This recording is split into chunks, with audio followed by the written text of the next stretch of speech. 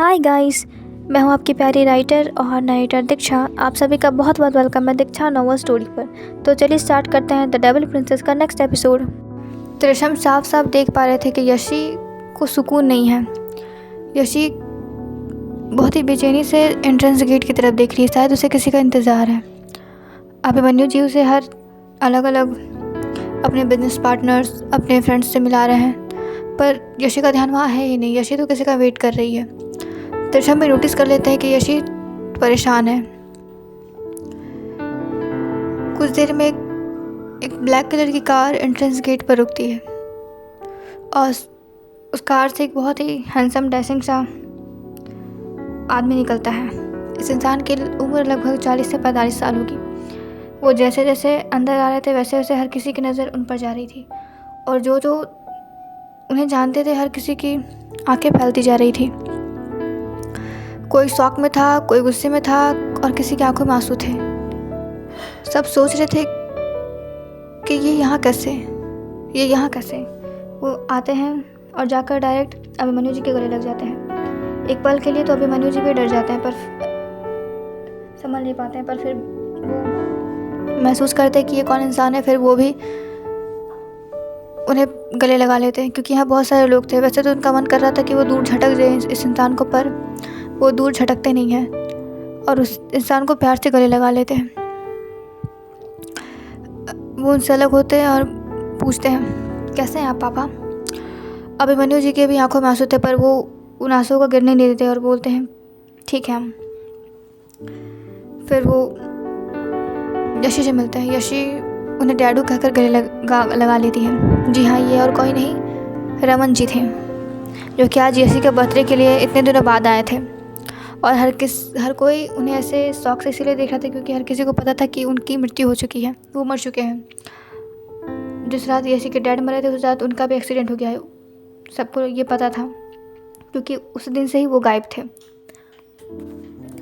सबको ये पता था कि अभिमन्यु जी ने उन्हें बहुत ही खोजने की कोशिश की, पर फिर वो मिले नहीं। तो फिर सबको लगने लगा कि शायद वो भी मर चुके हैं या फिर उनका भी एक्सीडेंट हो गया है, जिस तरह उनके भाई का हो गया था।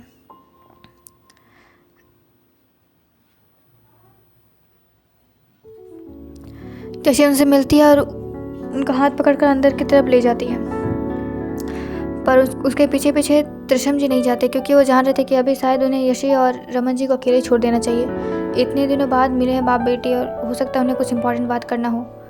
और वो देख पा रहे थे कि यशी किस तरीके से अकेले फील करती थी। आफ्टर इतने दिनों तक वो हमेशा रमन जी के साथ रही। हर दिन वो उठती थी रमन जी का चेहरा देखकर, सोती थी रमन जी का चेहरा देखकर। अचानक वो उनसे इतना दूर हो गए हैं तो प्रॉब्लम तो होगी यशी को, इसलिए वो नहीं जाते और वो अभिमन्यु जी के साथ ही रह जाते। अभिमन्यु जी के साथ वो खड़े रह जाते हैं। अभिमन्यु जी फिर अपने लोगों से बात करने लगते हैं। यशी उन्हें अपने रूम में लेकर जाती है, उन्हें बैठाती है और उनसे बहुत सारी बातें करती है। पर शायद रमन जी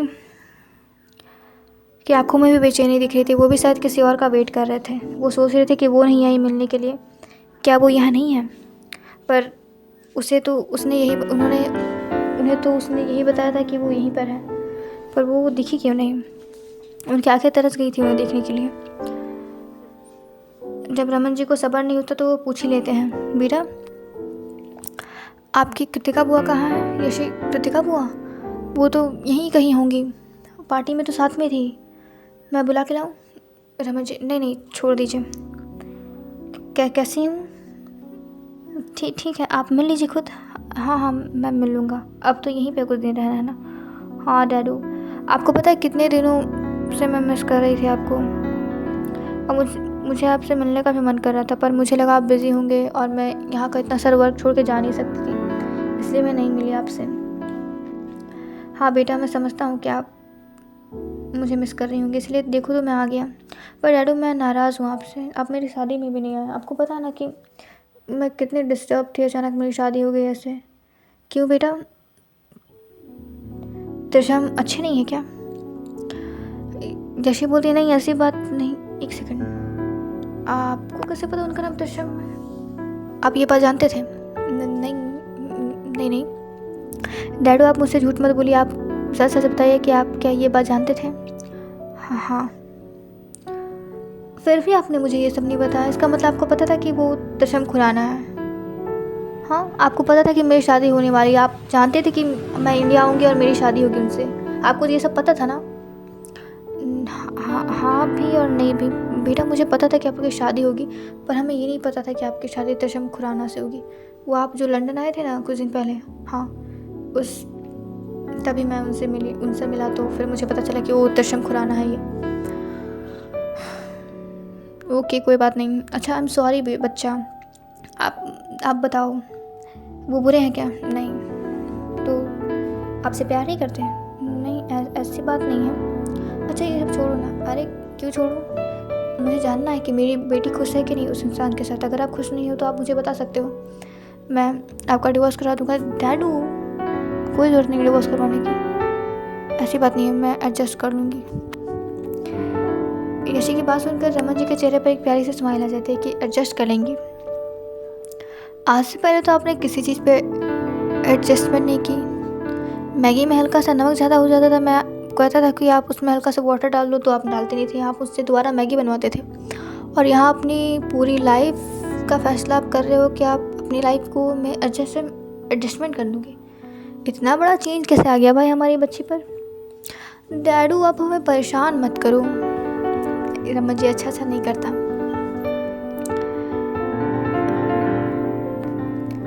अगला दिन सब सुबह ब्रेकफास्ट के लिए डाइनिंग टेबल पर बैठे हुए थे।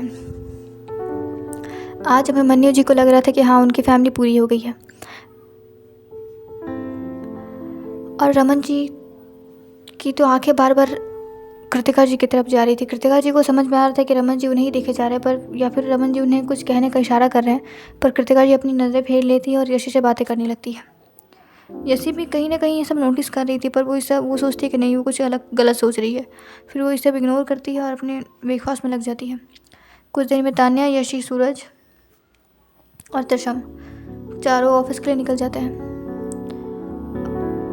वैसे तो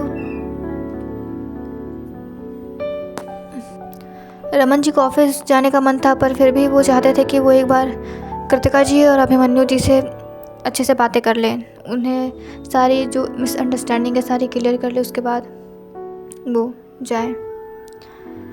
और यामिनी जी तो रूम से बाहर ही नहीं निकल रही थी। वो 2 दिन से ब्रेकफास्ट नहीं कर रही थी बाहर में। वो अपना ब्रेकफास्ट, लंच, डिनर सारे रूम के अंदर ही मंगवा ले रही थी। शायद वो बहुत बड़ी प्लानिंग कर रही थी किसी बात की, इसीलिए 2 रूम के अंदर ही थी और बाहर नहीं निकल रही थी। ये कह रही थी कि उसकी तबीयत ख़राब है, उसका तबीयत ख़राब है। और रिया अपने फ्रेंड के घर गई थी।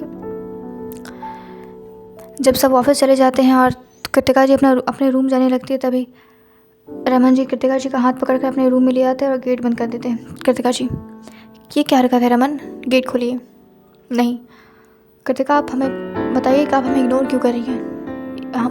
हम इग्नोर कहाँ कर रहे हैं? वो तो हम बिज़ी थे, हमें दिख रहा है आप कितनी बिज़ी थी। हमने कितनी बार आपसे कहा, हमने इशारे में कहा कि आपसे हमें बात करनी है, आप बगल में आप आ ही नहीं रही हैं, क्यों नहीं आ रही हैं? अच्छा, क्या बात करनी थी आपको?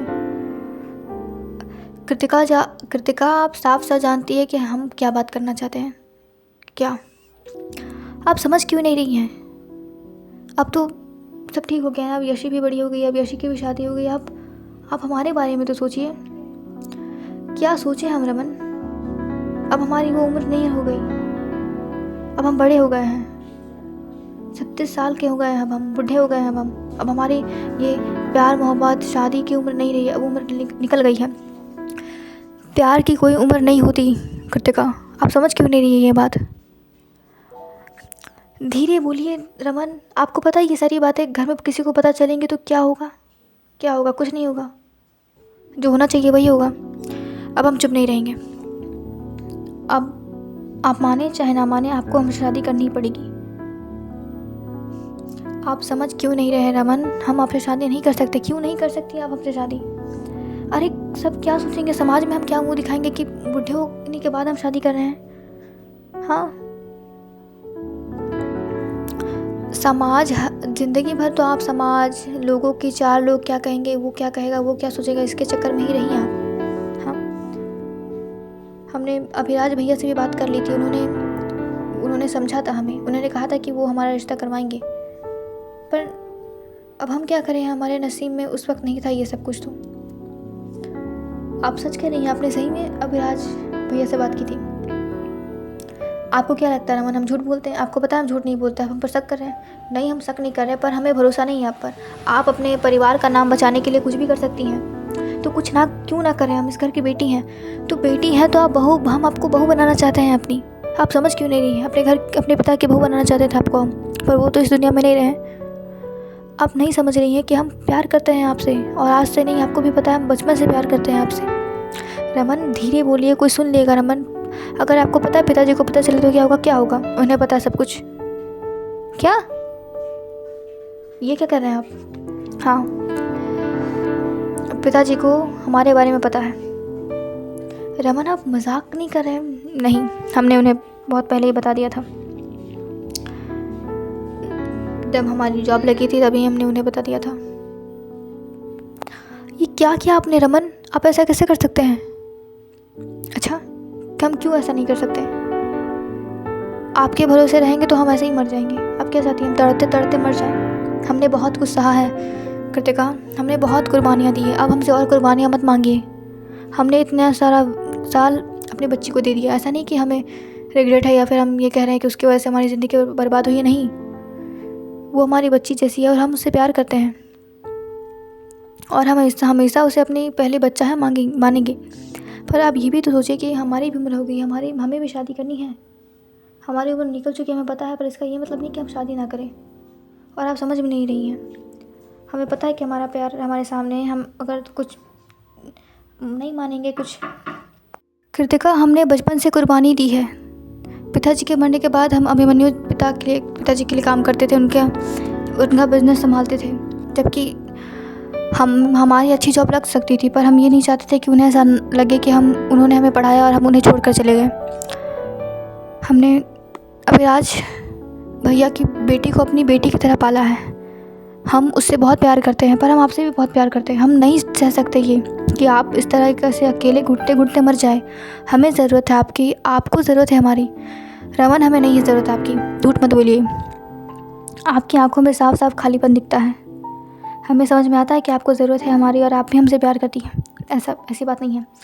अब हम प्यार नहीं करते आपसे। अच्छा, तो अब तक आपने शादी क्यों नहीं की? हमारा मन नहीं किया। झूठ मत बोलिए कृतिका, हमें पता है कि आप हमारा इंतज़ार कर रही थी, और अब तो हम आ गए हैं ना। हमारी बच्ची भी बड़ी हो गई है, अब वो अपने आप को संभालने के काबिल है, और हमने उसे इतने अच्छे हाथों में सौंपा है कि कभी हमें उसके फिक्र ही नहीं करनी पड़ेगी। उसका पति उसका बहुत ही अच्छे तरीके से ख्याल रख सकता है, और आपको पता है कि आपका ख्याल हम रख सकते हैं, तो आप क्यों मना कर रही हैं? रमन, आप समझ नहीं रहे हैं, हमें कुछ नहीं समझना है। आप माने चाहे ना माने, आप खुशी से या ज़बरदस्ती से, अब तो हमारी शादी होगी और हम जा रहे हैं पिताजी से बात करने के लिए। होश में आइए रमन, ये मूवी नहीं चल रही है, रियल लाइफ है ये। रियल लाइफ में ऐसा नहीं होता है। हमारी बेटी क्या सोचेगी हमारे बारे में? बोलिए, जब यशी को पता चलेगा कि उसकी शादी के बाद उसके पिता उसकी फुआ शादी कर रहे हैं, तो उसे उस पर क्या बीतेगी? वो क्या सोचेगी? घर में इतने छोटे छोटे बच्चे हैं। हाँ, आप उन्हें क्या जवाब देंगे?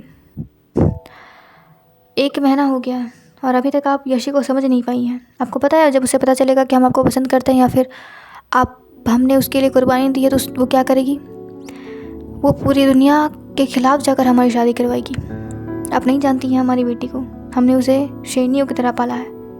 इस तरीके से हर किसी सिचुएशन में रोने धोने जैसा नहीं पाला हमने उसके अंदर अभिराज भैया के गुण भरे हैं। हाँ, वो सॉफ्ट हार्टेड है, वो प्यारी है आरती भाभी जैसी, पर हमने उसका व्यवहार आरती भाभी जैसा नहीं बनाया है। उसका दिल भरे नरम है, प्यार भरा है उसमें हर किसी के लिए, पर हमने उसे सोचना सिखाया है। हमने उसे हर एक सिचुएशन में लड़ना सिखाया है, डट के रहना सिखाया है। हमने उसे किसी डरपोक औरत की तरह चुप कर रोना नहीं सिखाया है। अब तो हमारी बेटी ही हमारी शादी करेगी। रमन, आप ऐसा कुछ नहीं करेंगे। हमने बहुत मान लिया आपकी बात करते का। अगर आपकी हिसाब से चले तो हम मर जाएंगे, अकेले मर जाएंगे हम, और हमारी शादी नहीं होगी, और हम ये नहीं होने देंगे। अब हमारा जो मन करेगा हम वही करेंगे, आपको बुरा लगे या अच्छा लगे। पर कैसे करेंगे आप शादी? हम तो वहाँ नहीं करेंगे। हमने कहा ना, ये सब हमारी बेटी देख लेगी। इतना कहकर रमन जी रूम से निकल जाते हैं और पीछे से कृतिका जी आवाज़ देती रह जाती है, पर रमन जी कोई जवाब नहीं देते हैं। कृतिका जी झट से अपने रूम में चली जाती है और आंखों अपने रोने लगती है। और शायद ये सब किसी और ने भी सुन लिया था। यामिनी जी जो अपने लिए कॉफ़ी लेने के लिए किचन में जा रही थी, वो तभी से किसी नौकर को आवाज़ दे रही थी, पर कोई नौकर नहीं आ रहा था। ब्रेकफास्ट भी उनके रूम में नहीं पहुंचा था, क्योंकि यशी ने मना कर दिया था ये सब कुछ करने के लिए कि जिसको ब्रेकफास्ट करना है वो डाइनिंग टेबल पर आए और टाइम से आए, नहा धोकर डाइनिंग टेबल पर बैठे और खाना खाए, डिसिप्लिन में रहे। ऐसे हर किसी के बेड पर ब्रेकफास्ट नहीं जाएगा, और तबीयत ख़राब है तो हॉस्पिटल जाए और चेकअप करवाए, अपना इलाज करवाए। ऐसे रूम में आलसियों की तरह बैठना नहीं है, घर में नेगेटिविटी नहीं फैलानी है, इसलिए कोई नौकर नहीं गया था। और यामिनी जी आवाज़ दे देकर थक गई थी, पर किसी ने आवाज़ दी नहीं, इसलिए वो अपना लिए कॉफ़ी लेने के लिए जा रही थी।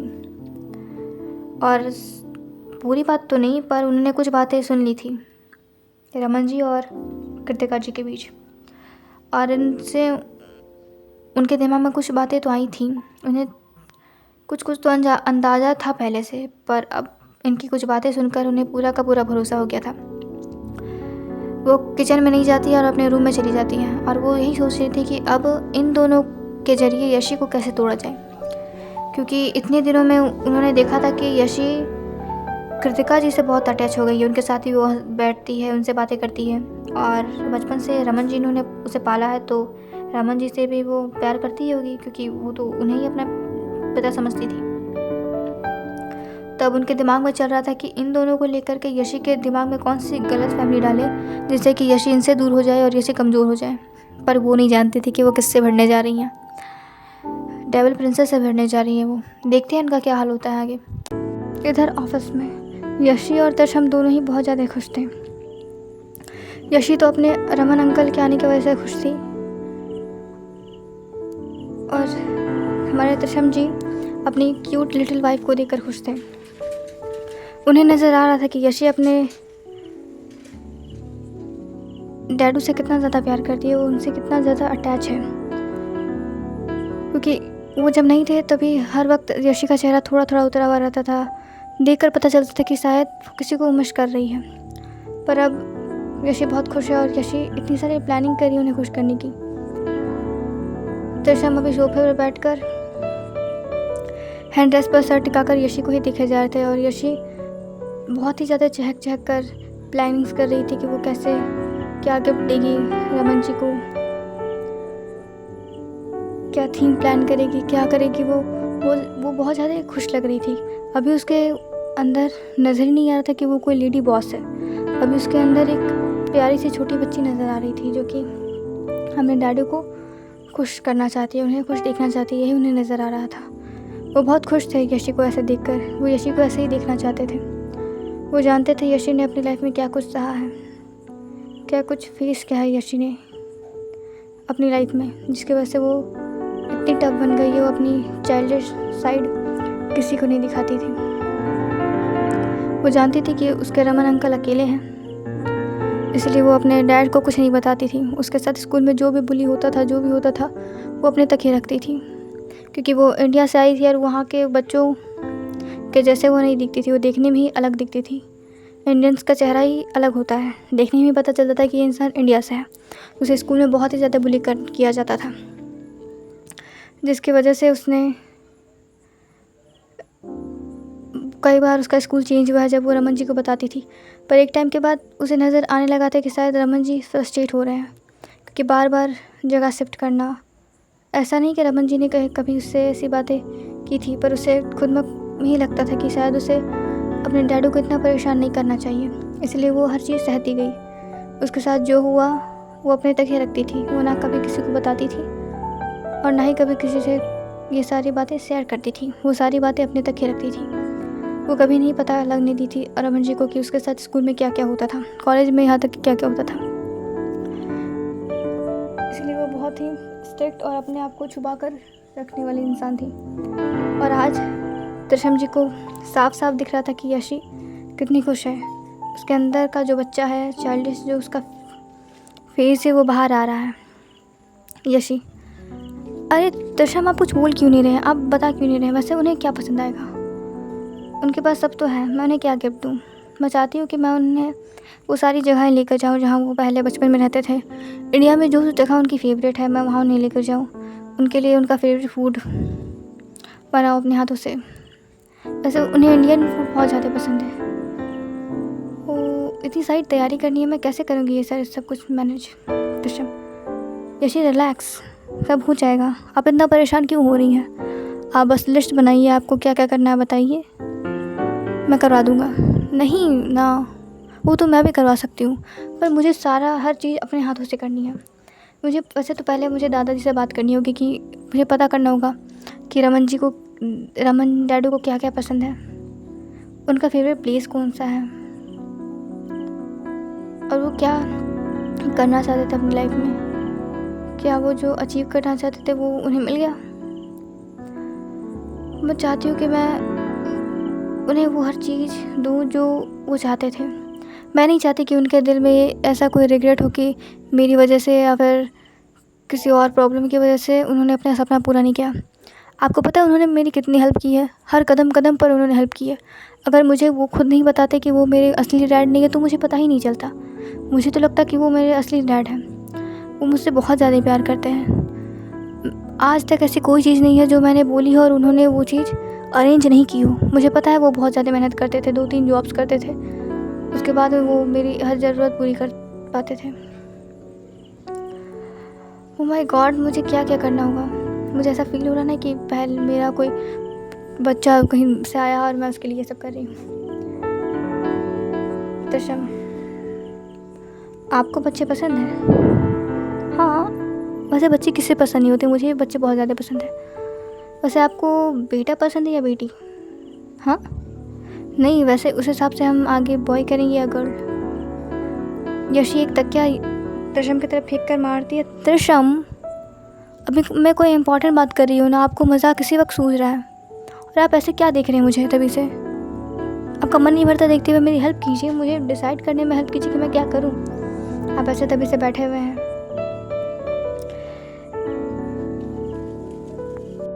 त्रिशम जी का मोबाइल रिंग करता है। वो कॉलर आईडी देखते तो उसमें मालती आंटी का कॉलर शो हो रहा था।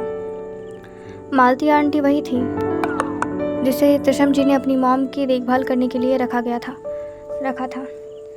वो उनकी मॉम की पल पल की हर खबर उन्हें देती थी। उनकी मॉम को एक बहुत ही डेंजर हार्ट की बीमारी थी जो कि लाइफ टाइम ठीक नहीं होने वाली थी, जो कि दवाई की वजह से ही वो कंट्रोल में हो सकती थी। इसीलिए उनका बहुत ही हाई डोज मेडिसिन चलता था और उन्हें हर वक्त टाइम पर खाना खाना होता था। अगर वो खाना नहीं खाती थी तो उनका हेल्थ बिगड़ जाता था।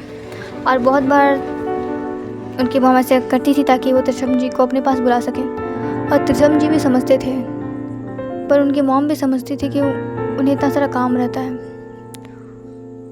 इसलिए वो उनके पास नहीं जा सकते थे। पर जब उन्हें बहुत मिलने का मन करता था तो वो ऐसा ही नाटक करती थी कि उन्होंने दवाई नहीं लिया या उन्होंने खाना नहीं खाया है, और त्रिशम जी उनके पास चले जाते थे। मालती आंटी का कॉल उठाते हैं त्रिशम जी। जी बोलिए मालती आंटी। उधर से कुछ कहा जाता है। त्रिशम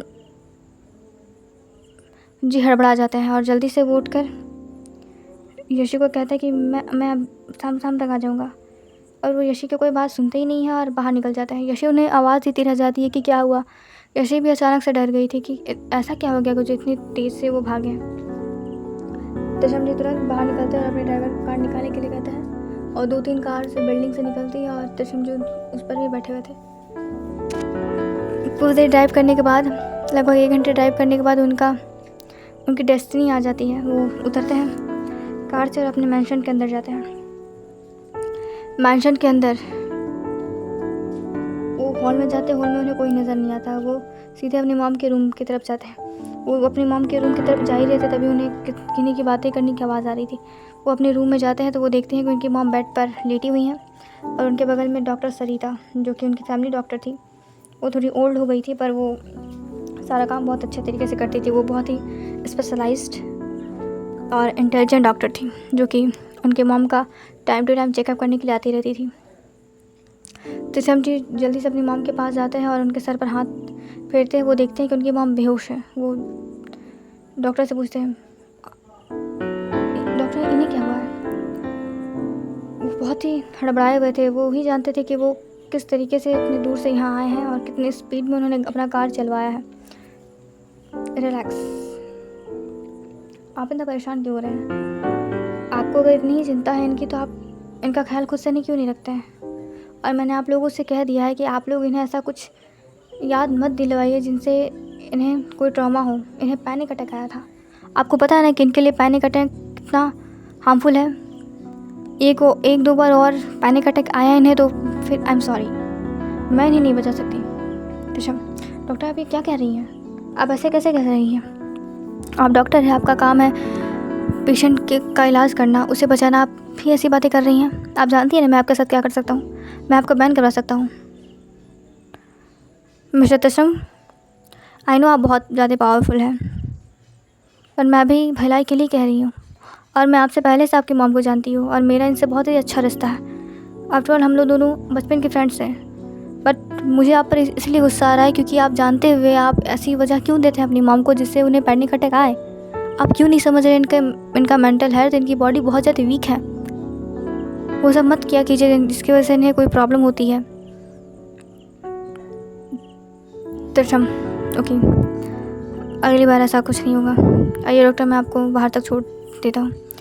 त्रिशम डॉक्टर के साथ बाहर आता है और उनसे कुछ बातें कर अपनी मॉम का किस तरीके से ख्याल रखना है वो सारी बातें कर वो अपने रूम में वो अपनी मॉम के रूम में आ जाता है। और वो आंटी से पूछता है, आंटी क्या हुआ था? जी वो बेटा। आंटी आप इतना घबरा क्यों रही हैं? मैं पूछ रहा हूँ ना आपसे, क्या हुआ था? जी वो आपके डैड, मेरे डैड नहीं है वो। हाँ तो वही आए थे। क्या कहा उन्होंने? नहीं वही बस पता नहीं, आई डोंट नो क्या कह रहे थे। मैडम हॉल पर थी और मैं किचन पर थी और उन्होंने मैडम से कुछ बात की और उसके बाद ही मैडम कैसे हालत होने लगी और उठकर वो चले गए।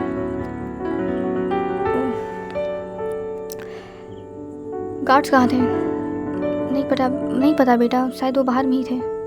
ओके। त्रिशम बहुत ही ज़्यादा गुस्से में बाहर चला जाता है और बहुत ही तेज़ से चिल्लाता है, गार्ड्स। उसकी आवाज़ सुनकर विला के जितने सारे गार्ड्स थे वो सारे लाइन में लग जाते हैं और अभी सारे काँप रहे थे क्योंकि पता है उनकी गलती थी। उन्हें पता है कि उनकी गलती थी जिसकी वजह से उनकी मॉम की यह हालत हुई है। त्रिशम, अभी 1 घंटे पहले किसकी ड्यूटी थी एंट्रेंस गेट पर? सारे गार्ड्स चुप थे क्योंकि वो जान रहे थे कि जिसका नाम आएगा वो तो मरेगा ही मरेगा और जिसने ये सब देखा था वो भी मरेगा, क्योंकि उसने त्रिशम जी को कॉल करके नहीं बताया था। कोई कुछ नहीं बोलता। तभी 2 गार्ड्स त्रिशम की नज़र जाती है कि वो दोनों काँप रहे थे। त्रिशम, मैं बहुत ही प्यार से कह रहा हूँ, ईमानदारी से जो ड्यूटी पर था वो बाहर आ जाओ, वरना तुम्हें पता है कि मैं मैं वीडियो भी देख सकता हूँ, CCTV फुटेज भी मैं अरेंज कर सकता हूँ, पर मैं चाहता हूँ कि जिसने ये गलती की है वो खुद आ गया है। 2 गार्ड्स आगे आते हैं काँपते हुए। वो दोनों की एज थोड़ी ज़्यादा ही थी। त्रिशम, तो आप लोगों ने ऐसा क्यों किया? जी उन्होंने हमें धमकी दी थी कि अगर हम उन्हें अंदर नहीं आने देंगे तो वो हमारे परिवार को मरवा देंगे। आप लोगों को पता है ना कि जो यहाँ काम करता है उन सबके परिवार की जिम्मेदारी मेरी होती है और मैं उनका रक्षा करता हूँ, मैं उन्हें प्रोटेक्ट करता हूँ। तो फिर आप लोगों से ऐसी गलती क्यों हुई? और जब उस इंसान ने ऐसा कुछ बोला तो आप लोगों ने मुझे कॉल क्यों नहीं किया? मुझे ये चीज़ बताई क्यों नहीं गई थी? आप लोगों को तो पता है ना कि मैं अपनी मॉम के हेल्थ को लेकर कितना कंसर्न हूँ। मैं क्या चाहता हूँ कि वो ठीक रहे। और आप लोगों की इस लापरवाही की वजह से पिछले 1 महीने में जो मेरी मॉम के बॉडी में प्रोग्रेस हुई थी, जो सुधार आया था, वो सब कुछ बिल्कुल माइनस में चला गया है। आप दोनों हट जाइए मेरी नज़रों से। मैं उम्र देखकर आप लोग दोनों को छोड़ रहा हूँ, वरना अभी तक कोई और होता तो अभी तक मैं उसे जान से मार चुका होता। वो दोनों उसके सामने गिड़गिड़ाते रह जाते कि वो उन्हें ना निकाले, क्योंकि जो यहाँ काम करता था उसे बहुत ही अच्छी सैलरी मिलती थी, जिसकी वजह से उनका घर बहुत अच्छा चलता था। और यहाँ से निकाले जाने के बाद पता नहीं उन्हें कहीं और जॉब मिलेगी भी या नहीं, क्योंकि त्रिशम टाइम टू टाइम उनका बहुत ज़्यादा ख्याल रखता था। दूसरे गार्ड्स आते हैं और उन दोनों आदमी को घसीट कर बाहर निकाल देते हैं और त्रिशम गुस्से में अंदर चला जाता है। त्रिशम हॉल एरिया से अपनी मॉम के रूम की तरफ जाते हैं। कुछ देर वो अपनी मॉम के साथ बैठते हैं।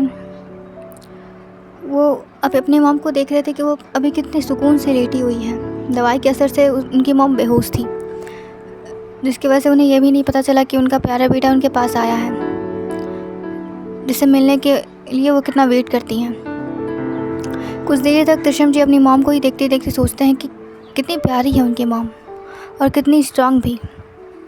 अंदर से कितनी खोखली है वो, अंदर से वो कितनी चीज़ें सहती हैं। आज तक उन्होंने कितनी सारी चीज़ें सही हैं, पर किसी चीज़ की भनक भी त्रिशम को नहीं लगने दी है। वो हमेशा उसके सामने हंसकर प्यार से रहती हैं, ताकि कभी भी त्रिशम को ऐसा ना लगे कि त्रिशम की वजह से या फिर त्रिशम के डैड की वजह से उनकी लाइफ में कोई भी प्रॉब्लम्स है। वो हमेशा अपने आप को नॉर्मल दिखाती हैं, पर त्रिशम को पता था उनकी मेंटल हेल्थ, उनकी बॉडी कितनी कमज़ोर है, कितनी वीक है वो अंदर से, कितनी इमोशनल है वो अंदर से। पर वो अपने आप को हमेशा इमोशनली स्ट्रॉन्ग दिखाती हैं ताकि त्रिशम कमज़ोर ना पड़े। वो जानती हैं कि त्रिशम की ताकत और कमज़ोरी दोनों वही है। वो अपनी बेटी की कमज़ोरी नहीं बनना चाहती है, इसलिए वो हमेशा त्रिशम के सामने इतनी स्ट्रॉन्ग बनकर रहती हैं। त्रिशम अपने मॉम को अच्छे तरीके से ब्लैंकेट उड़ाकर फिर वो अपने रूम में आ जाते हैं। अपने रूम में आकर वो अपना मोबाइल उठाते हैं और सबसे आगे अपने बहुत ही प्यारे और बहुत ही क्लोज़ फ्रेंड मोक्ष को कॉल करते हैं। मोक्ष, अरे त्रिशम सर, आज बड़ी जल्दी आपको हमारी याद आ गई। वैसे तो सालों हो जाता है आपकी कॉल नहीं आती, और आज मुझे लगता है कि आज पहली या दूसरी बार आपने मुझे कॉल किया है। क्या हुआ, सब खैरियत तो है ना? कहीं बीवी से लड़ाई तो नहीं हो गई? त्रिशम, मोक्ष कभी तो सीरियस हो जाया कर, हो सकता कोई इम्पोर्टेंट बात हो। इतनी सीरियस आवाज़ सुनकर मोक्ष भी सीधे होकर बैठ जाते हैं और बोलते हैं, हाँ हाँ वो बोल, क्या प्रॉब्लम है?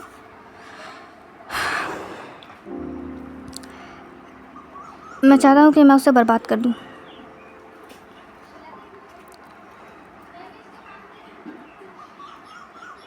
किसी उसी इंसान को जिसने मेरी मॉम को बर्बाद किया है,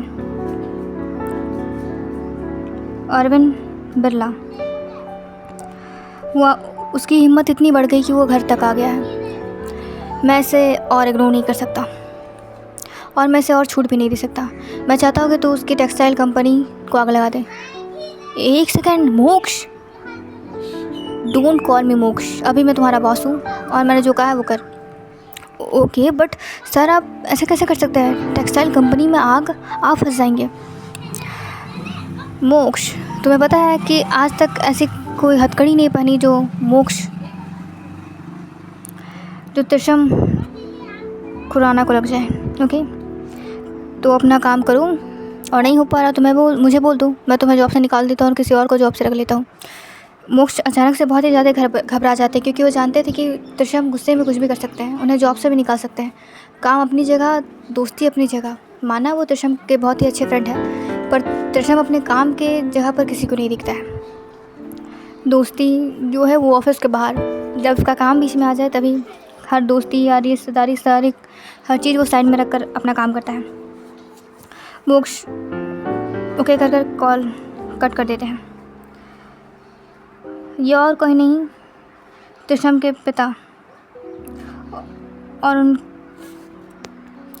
और उनके मॉम के एक्स हस्बैंड अरविंद बिरला थे, जिन्होंने त्रिशम की मॉम को तभी डिवोर्स दे दिया था जब त्रिशम उनके पेट में था और जब वो 8 मंथ का था। और त्रिशम की मॉम बिल्कुल भी नहीं चाहती थी कि वो उन्हें डिवोर्स दे, पर उन्हें मजबूरी में उन्हें डिवोर्स देना पड़ा। और इस इंसान ने उन्हें इतना टॉर्चर किया कि वो अभी भी इस इंसान के नाम से काँपती है। और इन्होंने क्या क्या किया ये तो आपको आगे स्टोरी में पता चलेगा। तो बढ़ते हैं अपनी स्टोरी की तरफ। यशी अपने ऑफिस से आकर अभी अपने रूम में थी और वो बेड पर बैठकर कुछ वर्क कर ही रही थी, क्योंकि उसे नींद नहीं आ रही थी। आफ्टर ऑल उसकी आदत जो हो गई थी त्रिशम को हक करके सोने की, जिसकी वजह से उसे नींद आ नहीं रही थी। हालांकि रात के 12 बज चुके थे, पर वो अभी भी इंस्टेंट वर्क कर ही रही थी क्योंकि उसे नींद आ ही नहीं रही थी। उसने कोशिश की 2-3 बार सोने की, क्योंकि उसकी सुबह बहुत ही इंपॉर्टेंट मीटिंग थी, पर उसे नींद ही नहीं आई। और उसे गुस्सा भी आ रहा था त्रिशम के ऊपर कि ऐसे तो त्रिशम उसे बिना बताए चले गए। हम माना उन्हें वो बिज़ी रहते हैं, उन्हें कोई काम आ गया होगा, पर वो उसे बता भी तो सकते थे, उसे मैसेज भी तो कर सकते थे। वो सोच रही थी कि अब त्रिशम जी की कॉल आए, वैसे कॉल तो आएगी नहीं, उसे कोई उम्मीद थी नहीं, पर शायद उनकी कॉल आ जाए तो उनसे बात ही नहीं करेगी। वो यही सोच रही थी और बार बार अपने कॉलर आईडी पर देख रही थी कि कहीं त्रिशम जी का कोई कॉल तो नहीं आया, कहीं उनका कोई मैसेज तो नहीं आया, कहीं वो किसी मैसेज को मिस तो नहीं कर दी। पर ना ही त्रिशम जी का कोई कॉल नज़र आया था, ना ही कोई मैसेज। वो गुस्से में दोबारा मोबाइल को अपने पिलो के बगल में रख देती है और फिर से वर्क करने लगती है, कुछ फाइल्स चेक करने लगती है। हालांकि उस फाइल को वो पिछले 3 घंटे से चेक कर रही थी, पर अभी तक वो एक फ़ाइल कंप्लीट नहीं कर पाई थी। आफ्टर ऑल मैडम जी का ध्यान जो नहीं था काम पर था, तो उनका ध्यान जो उनके प्यारे हस्बैंड जी पर, जिसकी वजह से वो अपने काम पर फोकस नहीं कर पा रही थी। तभी यशी के मोबाइल में किसी का कॉल आता है। यशी बहुत एक्साइटेड हो जाती है और वो देखती है तो त्रिशम का कॉल है। और एक पल में उसका सारा गुस्सा, सारा फ्रस्ट्रेशन, जितना भी उसने सोच रखा था कि वो त्रिशम जी से कितना गुस्सा करेगी, वो उनका कॉल नहीं उठाएगी, उनके मैसेज का जवाब नहीं देगी, वो उससे बात करेंगे तो वो उनसे बात नहीं करेगी, उन्हें इग्नोर करेगी 2-3 दिन तक, वो सारा धरा का धरा रह जाता है। और वो कॉल उठा देती है और अपने सारे प्रॉब्लम्स, अपनी सारे शिकायतें उन्हें बताने लगती है। आप ऐसा कैसे कर सकते हैं, आपने तभी से मुझे कॉल भी नहीं किया और आप ऐसे चले भी गए। आपको ये होना तो चाहिए ना कि आप मुझे कम से कम बता तो दे। ऐसा तो नहीं कि मैं आपके पास ही आ जाती या फिर मैं आपसे ज़बरदस्ती कहती कि आप आ जाओ। नहीं, मैं समझती हूँ आपको काम होगा, आप बिज़ी रहते, इसका ये मतलब नहीं कि आप मुझे ही छोड़ देंगे, आप बात ही नहीं करेंगे, मैसेज भी नहीं करेंगे, आपको मेरी चिंता ही नहीं है। जाइए, मैं आपसे बात नहीं करती। यशी कंटिन्यूसली ऐसे कुछ ना कुछ बोले जा रही थी और वो ना ही मौका दे रही थी त्रिशम को बोलने का और ना ही त्रिशम बोल पा रहे थे। अरे अब आप ऐसा क्यों कर रहे हैं, बोलिए, चुप क्यों हैं? त्रिशम, रिलैक्स, अब तुम मुझे बोलने दोगी तब तो मैं बोलूँगा ना। व्हाट डू यू मीन, आपका क्या मतलब मैं बोलती ज़्यादा हूँ? नहीं, मैंने ऐसा तो नहीं कहा। तो आपके कहने का ये तो मतलब है कि मैं आपको बोलने नहीं देती, इसका मतलब मैं बहुत बोलती हूँ।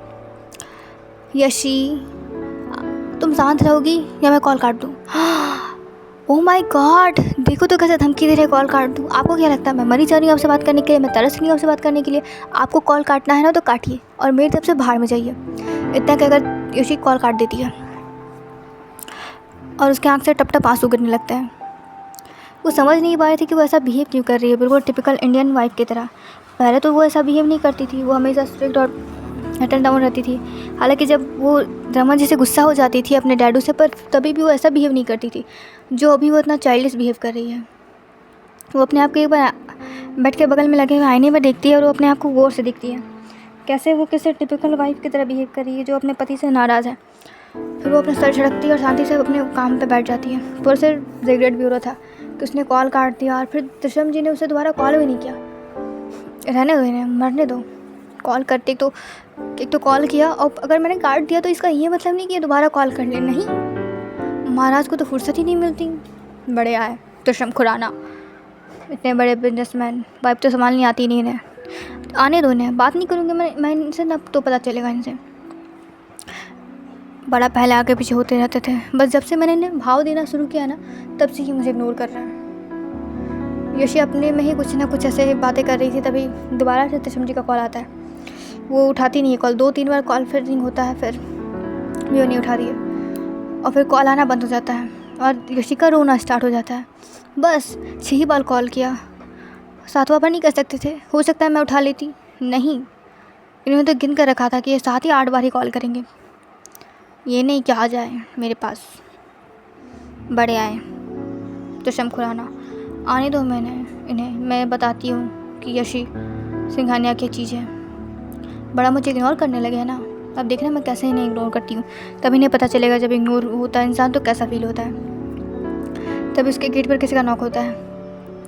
जैसी सोचती है ओह गॉड अभी कौन आया होगा। इतना कहकर वह गेट पर जाती है और गेट खोलती है। गेट पर तान्या खड़ी थी, आड़ी तिरछी खड़ी थी, उसके बाल भी बिखरे हुए थे और अब वो एक हाथ पे मोबाइल पकड़ी हुई थी और एक हाथ से नॉक कर रही थी और वो उबासी ले रही थी। यशी तुम यहाँ पर क्या कर रही हो अभी? तान्या क्या है यार यशी, एक तो तुम दोनों पति पत्नी लड़ लेते हो, बीच में मुझे घसीट लेते हो। माना कि मैं साली हूँ, वो तो तेरी बेस्ट फ्रेंड है, उसका ये मतलब थोड़ी कि तू मुझे 12-1 बजे रात को उठा देगी और अपने लड़ाई में मुझे घसीट लेगी। ले बात कर। व्हाट किसका कॉल है? जीजू का, और किसका कॉल होगा? और मोबाइल मेरे सुबह मेरे रूम में पहुँचा दी हो, मैं अभी नहीं रुकने वाली। एक तो ये लड़ लेते हैं और फिर मुझे परेशान करते हैं। इतना कहकर तानिया वहाँ से जाने लगती है। यार यशी जल्दी से गेट बंद करती है और फिर हेलो करती है। हेलो, आपने तान्या के मोबाइल में कॉल क्यों किया? अब वो क्या सोचेगी हमारे बारे में कि हम रात भर लड़ते रहते हैं? ओ गॉड आप ना एक नंबर के बुद्धू हो त्रिशम। अब मेरी प्यारी बीवी जी मेरा कॉल नहीं उठाएंगी, मेरा कॉल बार बार काट देंगी और मुझे ब्लॉक कर देंगी, तो मैं किसी और को ही ना कॉल करूँगा। मैंने कहा ब्लॉक किया? हाँ मासूम मत बोलो, समझो जैसे मुझे पता ही नहीं है। हाँ तो आप बार बार कॉल करके परेशान कर रहे थे। मैडम को कॉल भी नहीं रिसीव करना है और किसी और के मोबाइल में करो तो भी मैडम को प्रॉब्लम है। अच्छा बोलिए क्या हुआ? कुछ नहीं, बस बात करनी थी तुमसे, पर तुम्हें तो इंटरेस्ट ही नहीं है बात करने में। अरे भाई बिज़ी था, वरना तुम तो जानती हो कि मेरा भी मन नहीं लगता तुम्हारे बिना। अब ज़्यादा मक्खनबाजी मत कीजिए। यू नो ना I don't like buttress but I like you. What? Yeshi हाँ, यशी भी सीधी हो जाती है उनके बात सुन के, क्योंकि वो जान रही थी कि उनके आवाज़ में थोड़ी टेंशन है। मुझे तुम्हें बहुत सारी बातें बतानी है। हाँ बोलिए। मोबाइल पर नहीं, घर पर बताता हूँ मैं कल। आई होप तुम मुझे समझोगी। यशी को उनके बातों में, उनकी आवाज़ में साफ साफ टेंशन समझ में आ रही थी। यशी क्या हुआ? त्रिशम कुछ हुआ है क्या? बहुत कुछ हुआ है, इनफैक्ट बहुत कुछ हो चुका है और वो सब चीज़ें अब सुधारनी है। ओके आप मुझे बता सकते हैं, आप मुझसे हर बात शेयर कर सकते हैं और आप मुझ पर भरोसा कर सकते हैं, मैं समझूंगी आपको। I know you are understanding, इसलिए तो मैंने तुमसे शादी की है। तुम समझोगी ना मुझे? हाँ त्रिशम मैं क्यों नहीं समझूंगी। अब यशी को पछतावा हो रहा था कि पता नहीं त्रिशम कितनी बड़ी प्रॉब्लम है या फिर उनके दिमाग में कौन सी टेंशन चल रही है और यशी ने उन्हें इतना परेशान कर दिया। यशी सॉरी। अब तुम्हें क्या हो गया? मैं बहुत परेशान करती हूँ ना आपको। नहीं बाबा, तुम ही तो हो जो मुझे परेशान कर पाती हो, वरना किसी में इतनी हिम्मत थोड़ी कि जो त्रिशम खुराना को परेशान कर दे। हाँ बस हो गया, मैं थोड़ा सॉफ्ट क्या बनती हूँ, आप तो अपने अकड़ में ही आ जाते हो। वैसे ही दोनों बात कर रहे थे तभी, और इधर बाहर तान्या किसी के बाहों में बहुत ही ज़ोर से जकड़ी हुई थी पीछे तरफ से। वो आगे खड़ी थी और पीछे से उसे किसी ने बहुत ही ज़ोर से जकड़ा हुआ था, और ये और कोई नहीं सूरज था। तान्या सूरज ये क्या हरकत है? मैंने कह दिया ना तुमसे कि तुम मेरे साथ ऐसी हरकतें मत किया करो, मुझे अच्छा नहीं लगता। सूरज का हाथ लगातार यशी के तान्या के कमर में चल रहा था। और ये क्या तुम हरकत कर रहे हो? क्या कर रहा हूँ मैं? सूरज साफ साफ मुकर जा रहा था और उसके चेहरे पर एक नोटी से स्माइल थी, डेविल स्माइल टाइप की। सूरज क्यों परेशान कर रही हो मुझे? मैंने कहा है ना कि हम दोनों के बीच ऐसा कोई रिश्ता नहीं हो सकता। मैं प्यार नहीं करती तुमसे। कोई बात नहीं, मैं प्यार कर लूँगा। ज़रूरी थोड़ी है कि हर दो इंसान की शादी होती है तो दोनों के बीच प्यार ही होता है। और मुझे इतना तो भरोसा है मेरे प्यार पे कि मेरे प्यार की वजह से तुम भी मुझसे प्यार करने लगोगी। एक बार मौका तो देकर देखो। मुझे नहीं देना तुम्हें मौका। क्यों नहीं समझ रहे हो तुम? क्यों नहीं देना मौका तुम्हें? अब तो तुम्हारी एज भी हो गई है, तुम शादी कभी ना कभी तो करोगी ना, तो मुझसे ही कर लो, मुझे ही मौका दे दो, मैं संभाल लूँगा तुम्हें। क्यों नहीं समझ रही हो तुम? और मैं नहीं जी सकता तुम्हारे बिना। तान्या अपनी हिम्मत जुटा कर कहती है, because I love someone else. What? हाँ मेरा बॉयफ्रेंड है लंदन में। सूरज अचानक से तान्या को दीवार से सटा देता है और उसके आगे सड़ आ जाता है और उसके सर के बगल में एक जोर से पंच मारता है। और ये पंच इतना हैवी था जिसकी वजह से सूरज के हाथों से खून निकलने लगा था। तान्या तो बहुत जोर से डर जाती, उसे लगा था कि बस ये पंच उसके चेहरे पर ही पड़ने वाला है। I don't care about it. तुम किससे प्यार करती हो मैं नहीं जानता, पर मैं तुमसे प्यार करता हूँ और तुम्हें मुझसे शादी करनी पड़ेगी। और आज ये बात कह दी है तुमने मजाक में। आई नो तुम्हारा कोई बॉयफ्रेंड नहीं है, मैंने पता किया है सब कुछ, इसके बाद ही कह रहा हूँ। पर मुझे नहीं पसंद है तुम्हारे मुँह से किसी और की बात। इमेजिन भी नहीं कर सकती तुम मेरे बिना किसी और को, मेरे अलावा किसी और को। तुम्हें इमेजिन करना है, गाली देना है, लड़ाई करनी है, जो करना है, नफरत करना है, प्यार करना है, मुझसे करो, किसी और से नहीं। तान्या पहली बार सूरज का ऐसा रूप देख रही थी, क्योंकि हमेशा सूरज तो उसके सामने एक मासूम सा इंसान बन के रहता था जो कि उसके आगे पीछे होता रहता था और उससे प्यार का इजहार करते रहता था हर वक्त। अब पहली बार तान्या सूरज को ऐसे रूप में देख रही थी जिससे कि उसे थोड़ा थोड़ा डर भी लग रहा। सूरज है वो अपने आप को संभाल नहीं पाती और बोलती है, सूरज अब तुम मुझे डरा रहे हो, तो डर लग रहा है तो डरो, कम से कम इस डर की वजह से ही तो मुझे शादी कर लो ना। ठीक है तुम मुझसे प्यार नहीं करती, पर मैं नहीं चाहता कि तुम किसी और से प्यार करो, सपने में भी नहीं। मैं तुम्हारा हूँ और तुम मेरी हो, मेरे अलावा तुम किसी और की नहीं हो सकती, समझी। इतना कहकर सूरज तान्या को वहीं छोड़कर अपने रूम में चला जाता है।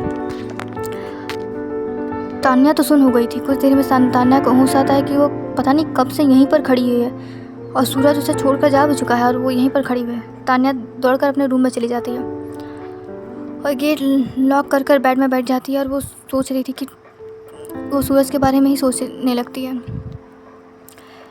ऐसा नहीं था कि तान्या सूरज से प्यार नहीं करती थी, तान्या भी सूरज को पसंद करती थी, पर वो ऐसा नहीं कर सकती थी सूरज के साथ, क्योंकि वो जानती थी कि कभी ना कभी तो यशी, यामिनी जी और उनके हस्बैंड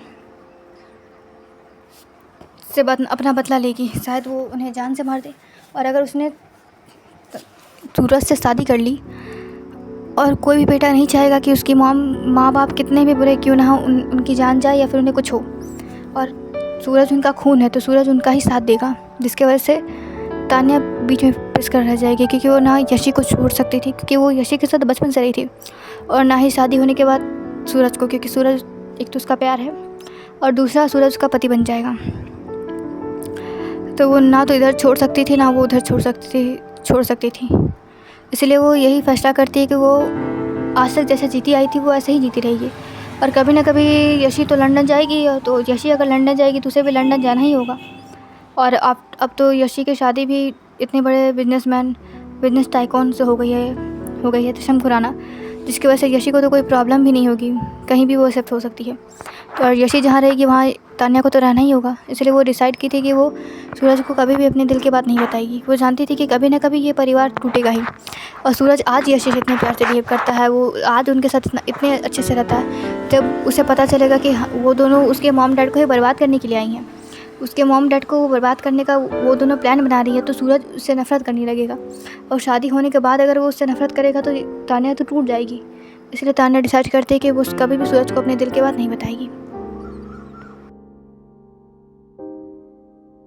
दूसरे दिन आज से त्रिशम ने अपने विला की सिक्योरिटी और भी ज़्यादा बढ़ा दी थी। उसने और भी एक्स्ट्रा बॉडीगार्ड्स मंगा के अपने विला की सिक्योरिटी बहुत ही ज़्यादा स्ट्रिक्ट कर दी थी, ताकि कोई भी बाहर का अनजान इंसान या फिर जब तक त्रिशम ना चाहे तब तक ना तो कोई बाहर से अंदर आ सकता है, ना ही अंदर से बाहर जा सकता है। त्रिशम नहीं चाहते थे कि उनकी मॉम को और कोई तकलीफ़ हो। वो जानते थे कि उनकी मॉम की मेंटल हेल्थ कितनी कमज़ोर है। कभी उसकी मॉम उसे नहीं बताएंगी कि वो कितने तकलीफ़ में या फिर उन्हें कितनी प्रॉब्लम हो रही है, पर हाँ वो अंदर घुट कर रह जाएंगे, पर त्रिशम को अपनी प्रॉब्लम्स नहीं बताएंगी। तो त्रिशम का ये फ़र्ज़ बनता है कि त्रिशम खुद से उनकी प्रॉब्लम्स को पता करे और वो सारी प्रॉब्लम्स उनसे दूर करें। इसकी वजह से उसने बहुत ही ज़्यादा स्ट्रिक्ट कर दी थी अपने विला की सिक्योरिटी।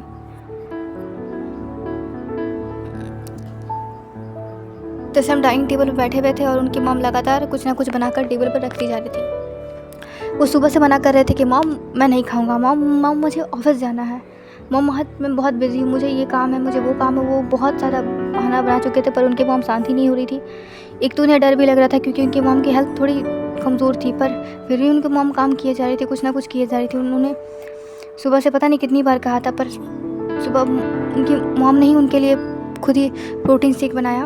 अब उनका ब्रेकफास्ट भी वो खुद ही तैयार कर रही है, और एक ब्रेकफास्ट नहीं, जो जो त्रिशम को पसंद था वो सब कुछ वो खुद ही बना रही है। और ना ही वो किसी सर्वेंट की मदद ले रही है और ना ही किसी और की, वो खुद ही बना रही है। त्रिशम कभी किचन में नहीं जाते, पर आज वो अपनी मॉम के लिए किचन में भी घुस गए थे, पर फिर भी उनकी मॉम ने उन्हें बाहर निकाल दिया और वो खुद ही उनके लिए कुछ कुछ बना ही रही है। अब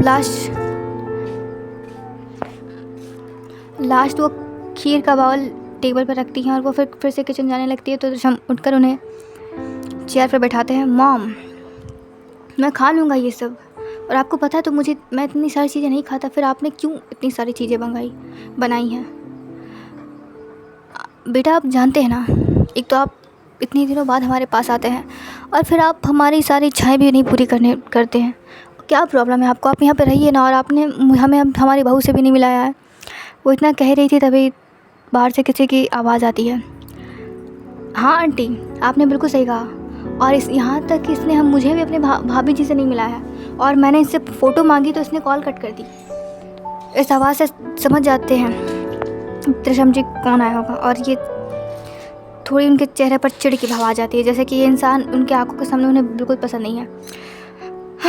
आ गया मेरी मॉम का प्यार लूटने वाला। कुछ कहा त्रिशम आपने? नहीं, मैं क्यों कहूँगा, बैठो, खाओ, ठूसो। इतना कहकर वो अपने चेयर पर बैठ जाते हैं।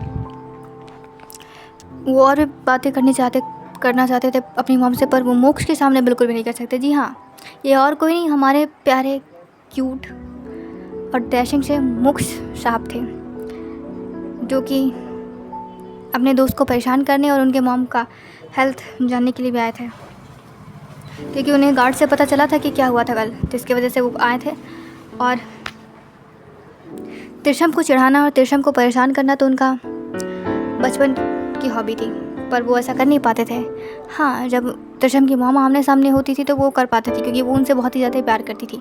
वो त्रिशम के साथ साथ उनका फेवरेट खाना भी बनाती थी, और हमेशा जब मोक्ष छोटे थे तभी वो त्रिशम के साथ उसके घर आते थे और उनके मॉम का हाथों का बना हुआ खाना खाते थे। त्रिशम को ये सब शुरू से ही पसंद नहीं था, क्योंकि वो नहीं चाहते थे कि उनके मॉम इतनी मेहनत करे और ये मोक्ष आकर उनके सारे मेहनत को खा जाए। हाँ, वो खाते ही तो थे, इतना सारा खाना खाते थे, फिर भी पता नहीं कहाँ जाता था उनका खाना, उनके बॉडी पर नज़र ही नहीं आता था। ऐसा इसलिए था कि वो भी मोक्ष की तरह स्ट्रिक्ट थे अपनी हेल्थ को लेकर के, इसलिए, और वो कभी कभी ही ऐसा खाना खाते थे, वरना वो हमेशा फिट ही रहते थे, फिटनेस वाला ही फूड खाते थे।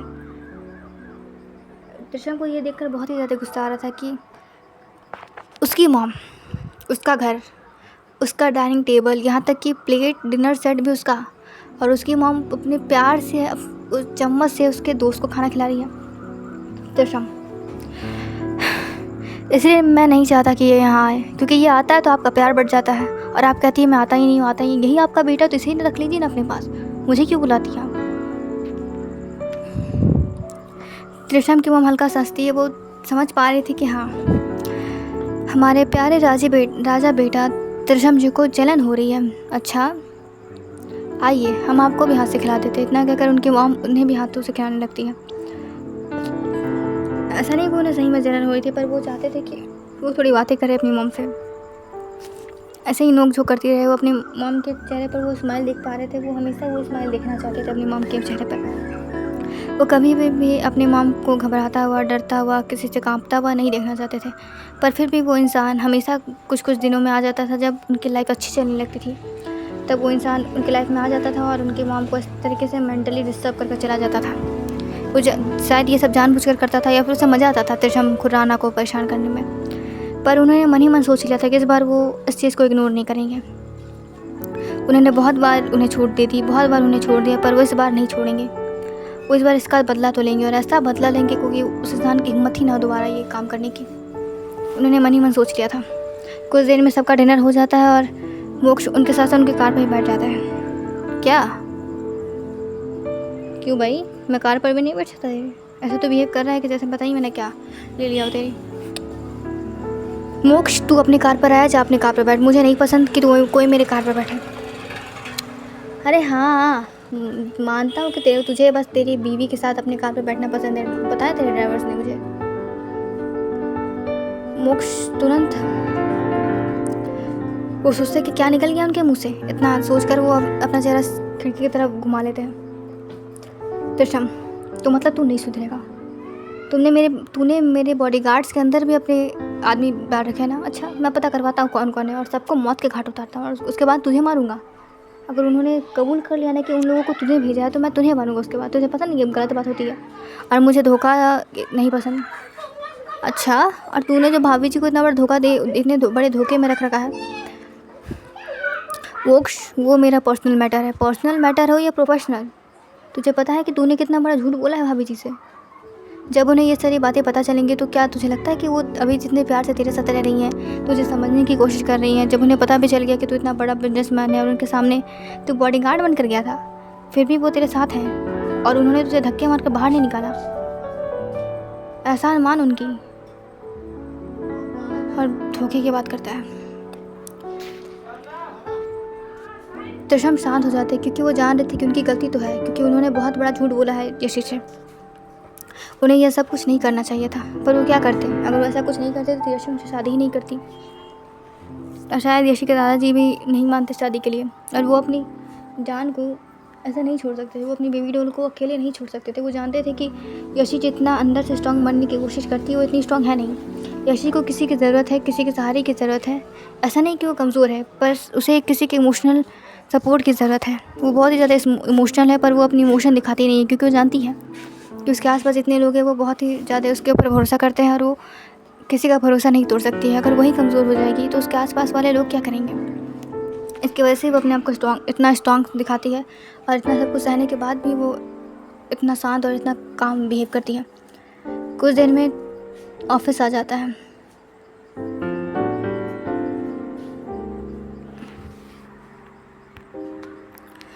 त्रिशम डायरेक्ट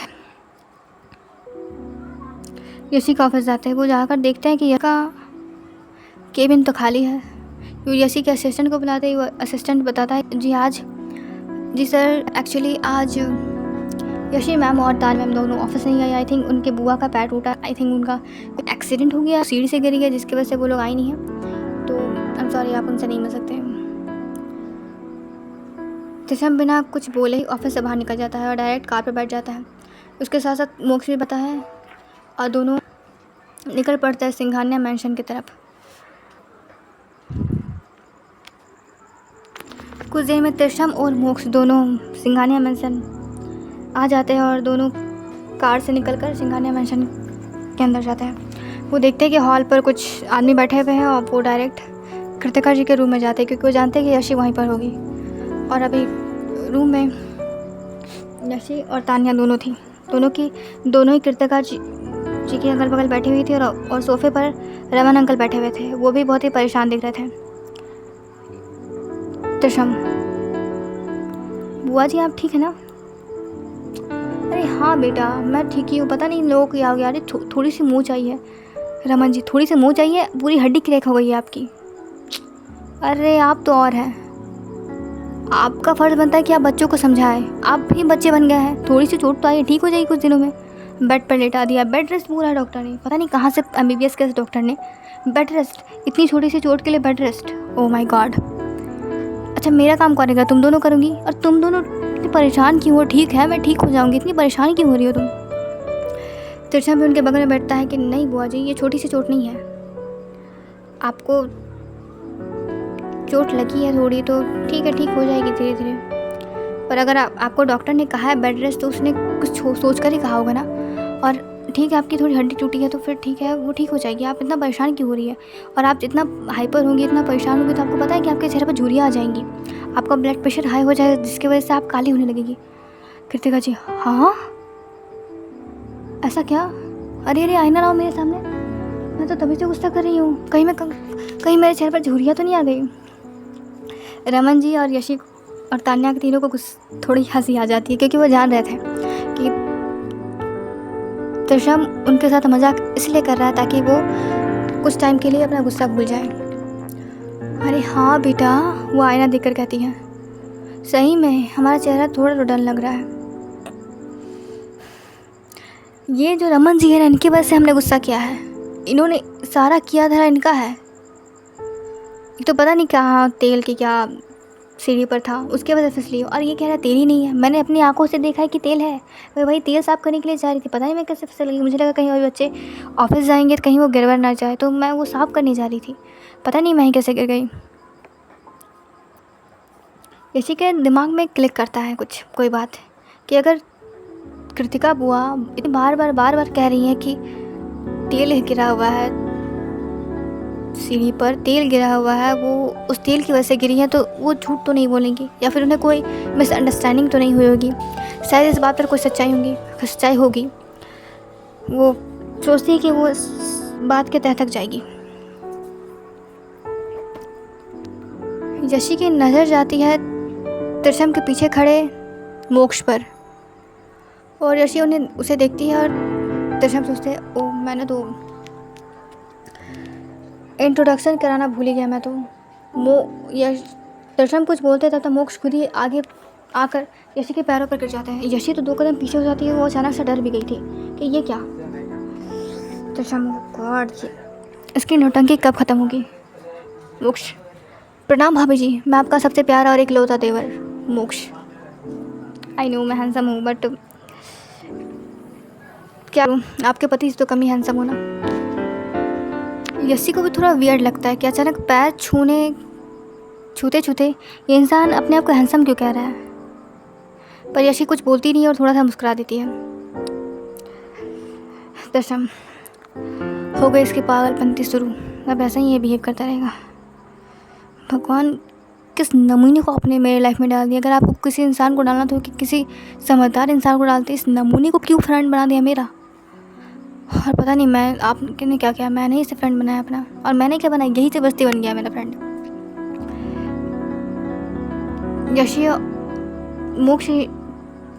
यशी से कुछ बातें करने लगता है, और त्रिशम को ये बिल्कुल भी पसंद नहीं आता, क्योंकि मोक्ष लगातार बोले जा रहा वो। और त्रिशम को समझ में आ रहा था कि शायद उसकी वाइफ थोड़ी अनकंफर्टेबल फील कर रही है, जिसकी वजह से त्रिशम यशी को पकड़ कर अपने पीछे कर लेते और मोक्ष को कहता है कि जा तू पानी लेकर आ एक जगह। मोक्ष को साफ समझ में आ रहा था कि शायद त्रिशम जी को जलन हो रही है, और ऐसा सही भी था, क्योंकि इतने देर से मोक्ष उनकी वाइफ से बात किया जा रहा था, और वो उनकी वाइफ भी मना भी नहीं कर रही थी। वो कह भी नहीं सकती थी कि ठीक है अब आप बैठिए, या फिर कुछ कह देती। नहीं, वो भी बात कर रही है इनके साथ। अरे भाई, पति 24 घंटे के बाद आया, उनसे मिलो, उनसे बातें करो, पानी वानी पूछो।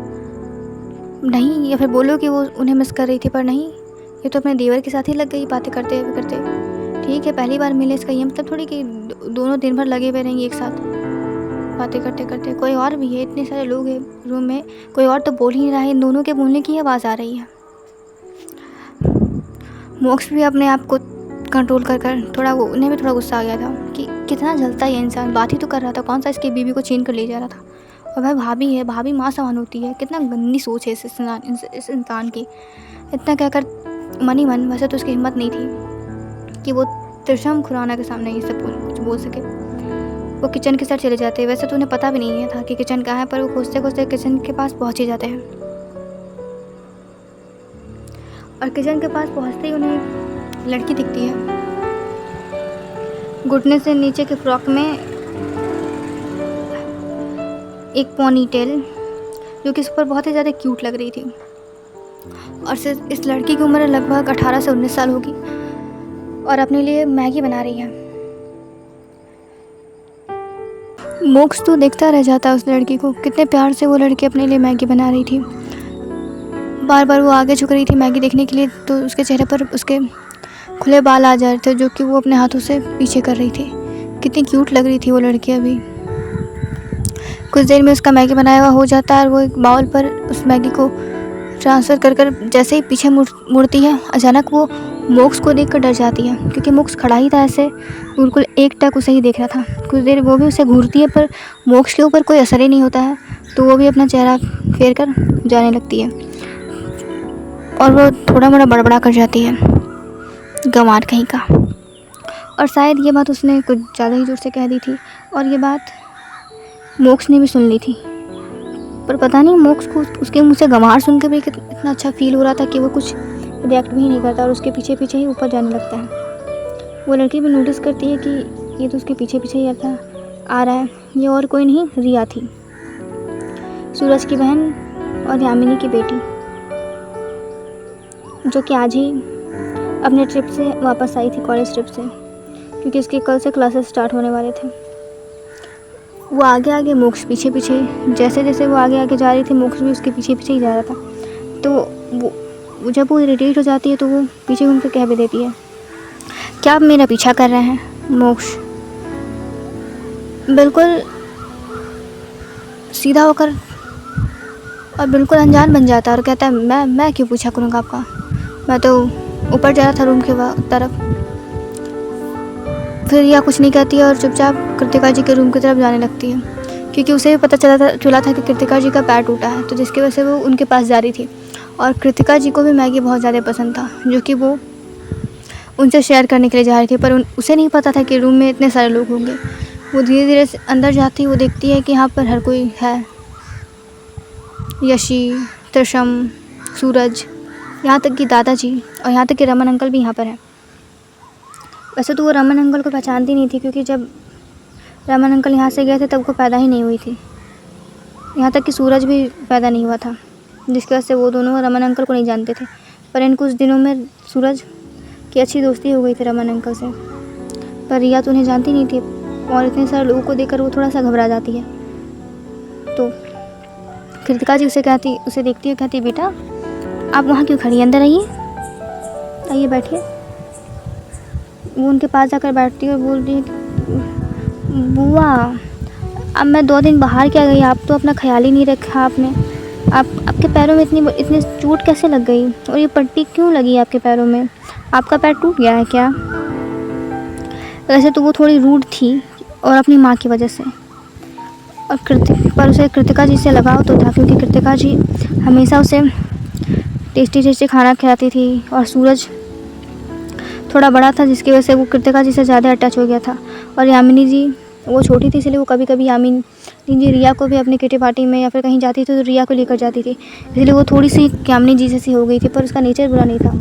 हाँ, वो माना वो रूठ थी, बदतमीज़ी करती थी, पर वो कृतिका जी से बहुत प्यार से रहती थी। कृतिका जी उसे बहुत ही प्यारा प्यारा खाना बनाकर खिलाती थी जब उसकी माँ उसे छोड़ के चली जाती थी बाहर, तो जिसकी वजह से वो कृतिका जी से बहुत ज़्यादा अटैच थी। और उसे वाकई बुरा लग रहा था उनकी हालत ऐसे देख करके, क्योंकि आफ्टर वो उनकी बुआ थी, वो उसकी बुआ थी, जिसकी वजह से उसकी आंखों में आंसू तक आ गए थे। कृतिका जी उससे बहुत ही प्यार से समझाती हैं और अपने बगल में बैठा कर कहती है, अच्छा तो हमारी रिया रानी हमारे लिए मैगी बना कर लाई है। रिया, हाँ मुझे लगा कि आपके पैर में थोड़ी सी चोट लगी होगी तो हम दोनों बैठकर मैगी खाएंगे, पर आपको तो डॉक्टर ने मना किया होगा ना मैगी खाने के लिए। जैसे, हाँ रिया, बुआ को डॉक्टर ने मना किया है मैगी खाने के लिए। हाँ, तो आप मैगी कैसे खाओगे? कृतिका जी, अरे थोड़ी सी मैगी खाने से थोड़ी ना कुछ होता है, वो डॉक्टर तो ऐसे ही बोलते हैं। छोड़ो बेटा इन लोगों को, तुम भी इन लोगों के साथ रह रहकर इन लोगों जैसे बोरिंग मत बन जाना। चलो हम मैगी खाते हैं। इतना कहकर वो उस बाउल से मैगी खाने लगती है। यशी उन्हें मना करती है खाने के लिए, पर त्रिशम रोक देता है। वो कहता है कि छोड़ दो, अगर वो थोड़ा मोड़ा खाना चाह रही है तो खाने दो उन्हें। इतना कहकर त्रिशम बाहर निकल जाता है। वो कहता है यशी से वो ऑफिस से आ रहे हैं, उसे ऑफिस में कुछ काम है। वो और मोक्ष दोनों ऑफिस के लिए निकल जाते हैं। आफ्टर मोक्ष तो त्रिशम का ही असिस्टेंट था, तो उसका उनके साथ रहना लाजमी था, इसलिए वो भी उनके साथ उनके ही कार में निकल जाता बाहर की तरफ। मोक्ष तो पूरे रास्ते पर मुस्कुराते हुए आया था। उसे भी अपने ऊपर आश्चर्य हो रहा था कि उसके आसपास इतनी सुंदर सुंदर लड़कियां रहती हैं। वो इतनी बड़ी कंपनी में काम करता है, उसकी अपनी इतनी बड़ी कंपनी है, वो इतना हैंडसम है, पर उससे पसंद आना था तो वो 16-17 साल की लड़की, एक बच्ची। उसे अपने ऊपर ताज्जुब हो रहा है कि उसे बच्चियों पर कब से इंटरेस्ट होने लगा। त्रिशम, अगर तुम सोच रहे हो कुछ उसके बारे में तो भूल जाओ, क्योंकि वो आफ्टर वो मेरी साली है, तो मैं तुम्हारी शादी तो उससे नहीं होने दूंगा। मोक्ष, ओ तेरी शादी होगी इसका ये मतलब थोड़ी कि अब तू मेरी शादी नहीं होने देगी। अब साली है तो क्या हुआ, हमारी तो थोड़ी है, तो उसका बाप है। एक सेकंड, वैसे तुझे पता कैसे चला कि मैं ये सोच रहा हूँ? तशम, मैं तुझे बचपन से जानता हूँ, तुझे क्या चीज़ कब पसंद आती है नहीं पसंद आती है, ये सारी चीज़ें मुझे पता होती हैं पहले से, समझा बेटा? मोक्ष, हाँ हाँ मान गया, अब बॉस के साथ साथ अंतर्यामी भी है। अब चलिए ऑफिस आ गया तो उतरते हैं। और वो आपकी वो तुम्हारे वो जो ज़मीन थी, जिस कौन सी ज़मीन, वो अनाथ आश्रम वाली जिस पर कुछ इनलीगल लोग कब्ज़ा करने की कोशिश कर रहे थे, उसका क्या हुआ? उसका इंतज़ाम हो गया है। तरशम, एक सेकंड, कहीं तू कुछ बड़ा करने की तो नहीं सोच रहा है? तरशम, खुराना कुछ करे और वो चीज़ बड़ी ना हो तो फिर क्या फ़ायदा ही करने का?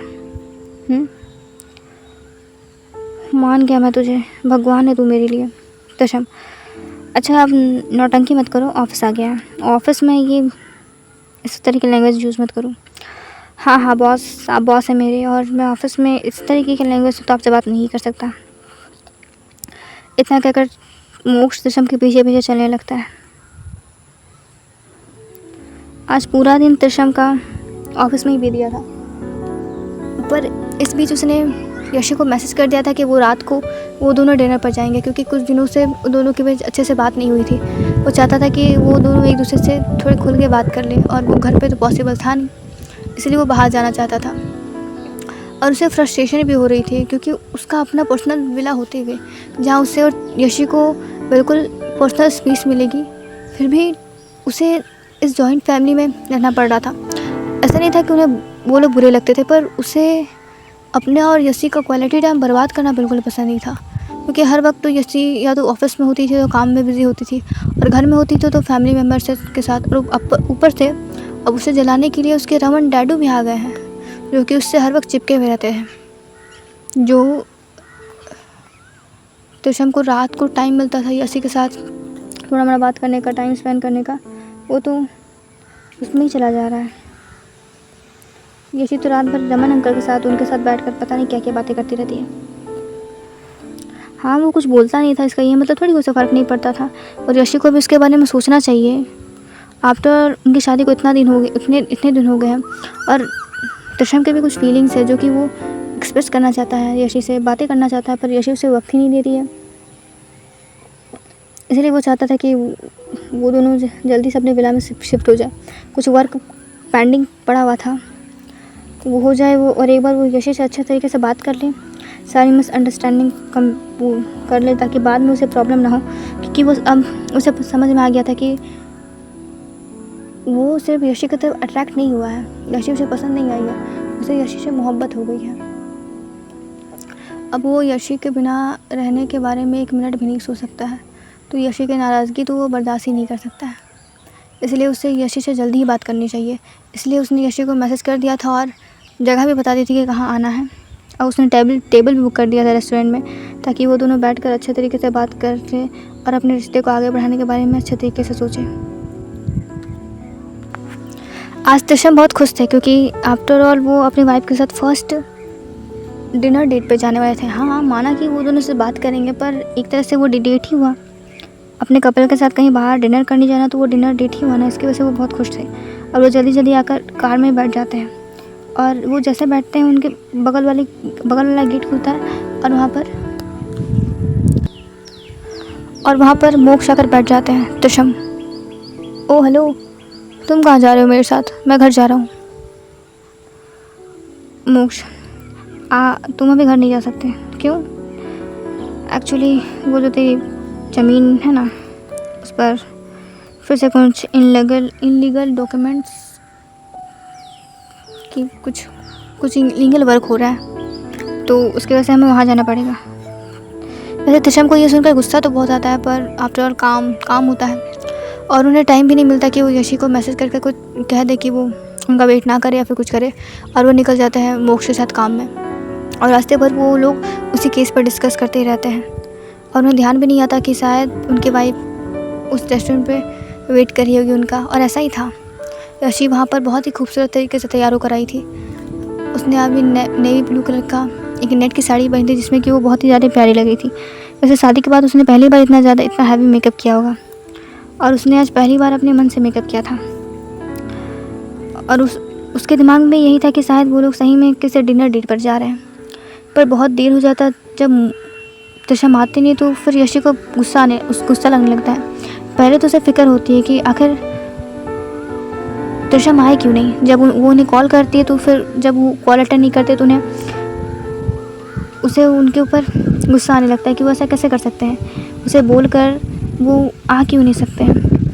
उसे बहुत ज़्यादा गुस्सा आ रहा था क्योंकि हर बार वो ऐसे ही करते थे। कभी कुछ दिनों के लिए गायब हो जाते थे, उसका कॉल अटेंड नहीं करते थे, फिर आकर सॉरी बोल देते थे। अब यशी ने सोच लिया था कि वो बिल्कुल भी उनसे बात नहीं करेगी और उन्हें भाव नहीं देगी। जब वो उनके एक सॉरी पर मान जाती है, इसलिए वो ऐसा उसे इग्नोर करते हैं। अब यशी बिल्कुल भी उन्हें माफ़ नहीं करेगी और उन्हें गुस्सा दिलाने का एक मौका नहीं छोड़ेगी।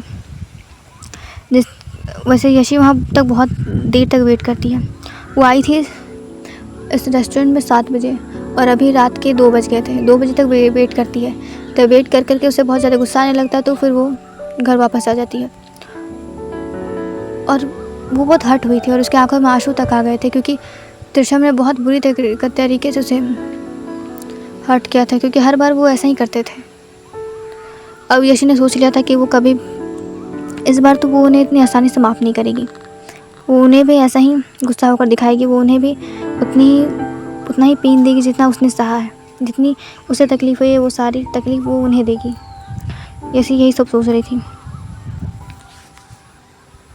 यहाँ इनकी बीवी जी इतनी नाराज़ थी और वहाँ त्रिशम जी अपना कुछ अलग ही उनका चल रहा था। किसी खतरनाक काम को अंजाम दे रहे थे। वो भी किसी बेसमेंट जैसे एरिया पे थे। ये एरिया किसी विला का कोई बेसमेंट लग रहा था और ये एरिया बहुत ही अजीब था। यहाँ पे बहुत लाइट्स भी कम थी और कहीं कहीं वार्म रेड लाइट थी, जिसकी वजह से ये एरिया बहुत ही ज़्यादा डरावना लग रहा था। और इस एरिया में हॉल एरिया के साइड टाइप का था ये जगह, और यहाँ पे बहुत सारी जंजीर, लोहे, रॉड के सामान और अजीब अजीब करंट देने वाली चीज़ें थी। जैसे कि लग रहा था कि ऐसा किस एरिया को स्पेशली किसी को टॉर्चर करने के लिए या फिर किसी को परेशान करने के लिए बनाया गया हो। ऐसा इस एरिया को देखकर लग रहा था। कोई भी नॉर्मल इंसान इस एरिया को देखता तो वो सही में डर जाता। पर अभी मोक्ष आराम से वहीं पर एक ब्लैक चेयर पे बैठे हुए थे, बिल्कुल किसी राजा की तरह, और उनके बगल में मोक्ष खड़े हुए थे। त्रिशम उस ब्लैक चेयर पे बैठे हुए थे और मोक्ष वहाँ खड़े थे। और अगल बगल कुछ ब्लैक ड्रेस में गार्ड्स भी खड़े थे जिनका चेहरा कवर था। और उन्होंने एक आदमी को पकड़ रखा था जिसकी बॉडी से जहाँ तहाँ से खून निकल रहा था, जिसकी वजह से उसकी वाइट जो टी शर्ट थी वो बिल्कुल खून से ब्राउन हो गई थी। खून जहाँ तहाँ सूख भी गया था, जिसकी वजह से वो टी शर्ट ब्राउन और रेड कलर की लग रही थी। कोई भी नॉर्मल इंसान उस इंसान को देखता तो सही में वो उसके डर से चीख निकल जाती, पर इतने गौर से और इतने इंटेंस तरीके से त्रिशम उस इंसान की आंखों में देख रहे थे। वैसे तो इस इंसान की आंखें बंद थी, पर उस इंसान को त्रिशम इतने इंटेंस तरीके से देख रहे थे जैसे कि अभी वो उसे आंखों से ही जान से मार डालेंगे। वो एक गार्ड को इशारा करते कि उठाओ से, बहुत आराम कर लिया इसने, अब देख ले अपनी मौत को थोड़ा। एक बॉडीगार्ड आता है और अपने हाथ में एक उसने ब्लैक कलर की बास्केट ली हुई थी और जिसमें ठंडा पानी था, उसमें बहुत सारे बर्फ़ भी थे, और वो पानी वो डायरेक्ट लाकर उस इंसान के सर पर उछल देता है। जैसे ही उस इंसान को वो फीलिंग आती है वो अचानक से हड़बड़ा कर उठता है।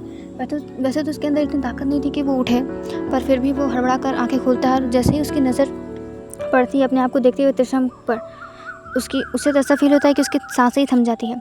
वो मन ही मन यही सोच रहा था कि भगवान या तो मुझे उठा लो या तो ये सपना हो। त्रिशम खुराना मेरे सामने, नहीं भगवान, आप मेरे साथ इतना बड़ा जुर्म नहीं कर सकते। आपको मारना ही था तो आप मेरा एक्सीडेंट करवा देते या फिर मुझे जहर से मरवा देते। पर त्रिशम खुराना के सामने, ये तो साक्षात यमराज के सामने बैठना है। उसके दिमाग में यही सब चीज़ें चल रही थी। पर वैसे तो त्रिशम जी का चेहरा देखकर ऐसा लग रहा था कि जैसे कि उन्हें उस इंसान के मन की सारी बातें समझ में आ रही हो, और उनके चेहरे पर एक छोटी सी स्माइल आ गई थी। ये आदमी और कोई नहीं, एक डीलर था जो कि इलीगल डील्स को बड़े बड़े बिजनेसमैन के सामने प्रेजेंट करता था, और वो ऐसे प्रेजेंट करता था कि जी ये सारे डील लीगल लगे, और वो उन डॉक्यूमेंट्स पर साइन लेकर उसे फिर बाद में पब्लिश कर देता था ताकि बड़े बड़े कॉन्ट्रैक्टर्स, बड़े बड़े बिजनेसमैन का नाम ख़राब हो जाए। और ऐसा ही इसने खुराना इंडस्ट्री के साथ भी करने की कोशिश की थी, पर त्रिशम जी को पता चल गया था कि ऐसा इसने ये सब किया है, इसलिए उन्होंने इसे पकड़ा दिया था। वैसे तो वो इन सब छोटे मोटे मामलों में पड़ते नहीं थे, पर ये बात बहुत बड़ी जगह पर फैल गई थी, क्योंकि ये बहुत बदनामी भी होने लगी थी खुराना इंडस्ट्री की। जबकि सबको पता था कि खुराना इंडस्ट्री कितनी पुरानी और इसमें सारे काम करने वाले एम्प्लॉयज़ भी कितने मेहनती हैं, पर फिर भी इस इंसान की वजह से उनकी कंपनी का नाम ख़राब हो रहा था। और ये इंडस्ट्री त्रिशम जी ने अपने मॉम के नाम पर शुरू की थी, इसीलिए वो इस कंपनी के बहुत ही ज़्यादा क्लोज़ थे। वो इस कंपनी को लूटा हुआ नहीं देख सकते थे और इस कंपनी पर कोई भी नाम भी बर्दाश्त नहीं कर सकते थे, इसलिए वो खुद इस मैटर को सॉल्व करने के लिए आए थे। उन्होंने उस इंसान को बहुत ही दर्दनाक पनिशमेंट दी थी और उसे जान से भी मरवा दिया था, ताकि कोई और दोबारा ऐसी हरकत किसी भी इंसान के साथ या फिर किसी को भी ऐसा धोखा देने की कोशिश ना करे। उन्हें घर पहुँचते पहुँचते लगभग सुबह के 5 बज गए थे। वो घर आते, फिर वो जैसे ही अपने रूम में एंटर करते वो देखते हैं कि यशी तो सोफे पर ही बैठे बैठे सो गई है। और उन्हें रूम की हालत कुछ सही नहीं लग रही थी, क्योंकि जहाँ तहाँ कहीं ज्वेलरी पड़ी हुई थी, कहीं चूड़ियाँ पड़ी हुई थी, कहीं कुछ पड़ा हुआ था, कहीं मेकअप का सामान गिरा हुआ था। उन्हें थोड़ा गड़बड़ लगता है, फिर उन्हें ध्यान आता है कि ओह शिट, उन्होंने क्या कर दिया। उन्होंने उस इंसान के चक्कर में अपनी प्यारी सी वाइफ को नाराज़ कर दिया। पता नहीं वो कब तक उनका वेट करती रही होगी और उन्होंने उसका कॉल भी अटेंड नहीं किया। इस बार तो उन्होंने बहुत ज़्यादा बड़ी गलती कर दी। और रूम की हालत देखकर उन्हें अंदाज़ा हो गया था कि उनकी मैडम जी कुछ ज़्यादा ही नाराज़ है उनसे। वो यशी के पास जाते हैं और उसे प्यार से अपनी गोद में उठाकर बेड पर सुला देते हैं और उसके ऊपर ब्लैंकेट डाल देते हैं और खुद वॉशरूम में फ़्रेश होने के लिए चले जाते हैं। वॉशरूम को भी हाल थोड़ा सा अलग नहीं था बेड रूम से। वॉशरूम का भी हाल बिल्कुल हाल बेहाल था। बिल्कुल कहीं सोप गिरा हुआ था, कहीं बॉडी वॉश गिरा हुआ था, कहीं अच्छे शावर लेते हैं और उनके बॉडी पर जो भी ब्लड स्टेन लगे हुए थे वो सारे क्लीन करते हैं और अपना ड्रेस चेंज कर रूम में आ जाते हैं। वैसे तो उन्हें टाइम नहीं मिला सोने का और उन्हें उतनी नींद भी नहीं आती थी। जब तक वो यशी के साथ नहीं सोते थे तभी उन्हें नींद भी नहीं आती थी। उनके दिमाग में पता नहीं अजीब अजीब से बचपन का ट्रॉमा, बचपन की यादें चलने लगती थी, जिसकी वजह से उन्हें नींद कम ही आई थी। पर जब से यशी उनके ज़िंदगी में आई थी तब से उनके ज़िंदगी में थोड़ा सुकून आ गया था। जब वो यशी को हक करके सोते थे तभी उन्हें लगता था कि हाँ कोई है उनके साथ जो उन्हें प्रोटेक्ट कर लेगा, कोई है उनके साथ जो उन्हें समझेगा, ऐसा से उन्हें फ़ील होता था। तो कुछ देर यशी के बगल में ही जाकर लेट जाते हैं और अपनी सारी थकान मिटाने लगते हैं। उन्हें यशी के बगल में लेट कर ही पता नहीं एक अजीब सा सुकून फ़ील होता था। कुछ देर में उन्हें फ़ील होता है कि यशी की नींद खुल रही है। अब सुबह के 6 बज गए थे।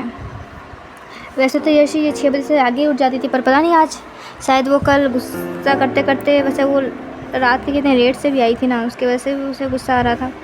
उसकी वजह से वो लेट सोई थी और वो सो नहीं रही थी। वो सोफे पर बैठे बैठे उसकी आँखें लग गई थी, उसे पता भी नहीं चला था। वो कुछ सोच रही थी कि वो कैसे अपने पति को मज़ा चखाएगी और कैसे उन्हें परेशान करेगी, वो कितने दिनों तक उनसे नाराज़ रहेगी। वो यही सब सोच रही थी। तब तक पता नहीं उसे नींद कहाँ से लग गई। उसकी नींद खुलती है, वो देखती है कि वो किसी के बाहों के घेरे में है। उसे ध्यान आता है कि इंसान कौन हो सकता होगा। तभी वो झटके से उस इंसान को अपने आप से दूर करती है और वॉशरूम में चली जाती है अपने कपड़े लेकर। त्रिशम तो देखते ही रह जाता है कि ये क्या था, इतने बुरी तरीके से उनकी वाइफ ने उन्हें धक्का दे दिया, ये तो उनकी बेइज्जती हो गई। पर वो ये टाल देते। आफ्टर वो अपनी प्यारी क्यूट लिटिल वाइफ पर गुस्सा तो नहीं कर सकते थे ना, इसलिए वो जो भी गुस्सा था वो अपने अंदर पी ले जाते हैं गुस्से को और शांति से बेड में दोबारा से लेट जाते हैं। वैसे तो नींद आने वाली थी नहीं, पर फिर भी वो थोड़ी देर लेट जाता है। और अंदर यशी, देखो तो इस बेशरम इंसान को, एक तो आए इतने लेट से, ऊपर से माफ़ी भी नहीं मांगी, ऊपर से मेरे साथ मुझे हक करके सो भी गए। हिम्मत तो देखो इनकी। और मैं बेड पर कैसे आई, मैं तो सोफे पर सो रही थी, पक्का इन्होंने ही उठा कर लाया होगा।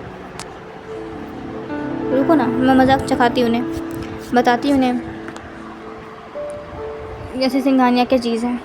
मुझे परेशान किया इन्होंने ना, कल मुझसे इन्होंने झूठ बोला, कल इतना बड़ा मजाक मेरे साथ किया। मैं आज बताती हूँ उन्हें कि मेरे साथ ऐसा करने का अंजाम क्या होता है।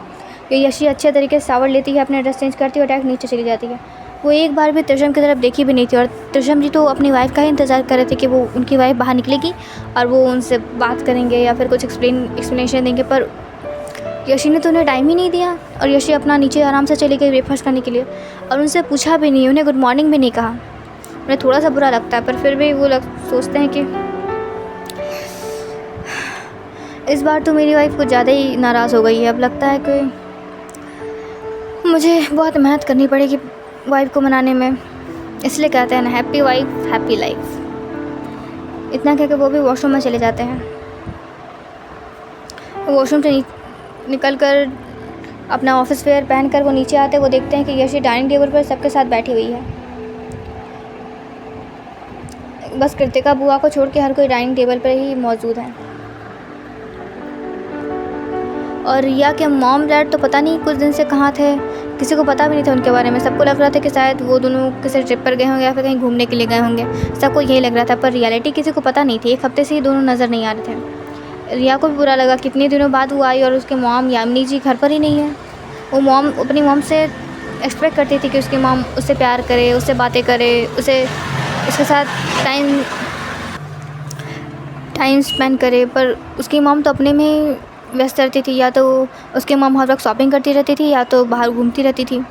उसकी कभी फिक्र ही नहीं रहती थी उसकी मॉम को। इसलिए वो लोग ज़्यादा कृतिका जी से अटैच थे और उन्हें फील भी ऐसा होता था कभी कभी क्योंकि वो दोनों कृतिका जी के ही बच्चे हैं। क्योंकि कृतिका जी इतना प्यार से उन लोगों को संभालती थी, उन लोगों को इतने प्यार से ध्यान रखती थी कि उन्हें उनके साथ ही ज़्यादा अच्छा लगता था। और वो दोनों भी ज़्यादा मिस नहीं करते अपनी मॉम को। सब अभी डाइनिंग टेबल पर बैठे हुए थे। यशी कहती है, दादाजी। हाँ बेटा।